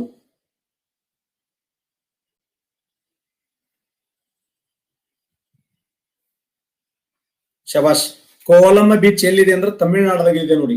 ತಮಿಳುನಾಡದಲ್ಲಿ. ತಾರ ಮರುಭೂಮಿಯ ಹೊರಭಾಗವನ್ನು ಏನೆಂದು ಕರೆಯುತ್ತಾರೆ? ತಾರ ಮರುಭೂಮಿಯ ಹೊರಭಾಗವನ್ನ ಏನೆಂದು ಕರೆಯುತ್ತಾರೆ? ಶಬಾಷ್, ಬಾಗರ ಅಂತ ಕರೀತಾರೆ ನೋಡಿ. ಬಾಗರ. ಬಾಗರ. ಹುಗ್ಲಿ ನದಿ ಯಾವ ನದಿಯ ಉಪನದಿಯಾಗಿದೆ? ಹುಗ್ಲಿ ನದಿ ಯಾವ ನದಿಯ ಉಪನದಿಯಾಗಿದೆ? 91% ಗಂಗಾ ನದಿ ನೋಡಿ. ಟೋನ್ ಯಾವ ನದಿ ಉಪನದಿಯಾಗಿದೆ? ಟೋನ್ ಎಂಬುದು ಯಾವ ನದಿ ಉಪನದಿಯಾಗಿದೆ? ಯಮುನಾ ನದಿಯ ಉಪನದಿ ನೋಡಿ. ಯಮುನಾ ನದಿ. ಚಂಬಲ್ ಬೆಟ್ವಾ ಖೇನ್ ಯಾವ ನದಿ ಉಪನದಿಯಾಗಿದೆ? ಚಂಬಲ್ ಬೆಟ್ವಾ ಖೇನ್ ಇದೇ ಯಮುನಾ ನದಿಯ ಉಪನದಿಯಾಗಿದೆ. ಪ್ರಪಂಚದ ಅತ್ಯಂತ ದೊಡ್ಡದಾಗಿರುವಂತ ನದಿ ದ್ವೀಪ ಮಜುಲಿ. ಮಜುಲಿ ಬ್ರಹ್ಮಪುತ್ರ. ಗಂಗಾ ನದಿಯ ಅತಿ ದೊಡ್ಡ ಉಪನದಿ ಯಾವುದು? ಗಂಗಾ ನದಿಯ ಅತ್ಯಂತ ದೊಡ್ಡದಾಗಿರುವಂತ ಉಪನದಿ. ಶಬಾಷ್. ಯಮುನಾ ನದಿ ರೈಟ್ ಆನ್ಸರ್ ನೋಡಿ. ಗಂಗಾ ನದಿಯ ಅತ್ಯಂತ ದೊಡ್ಡದಾಗಿರುವಂತ ಉಪನದಿ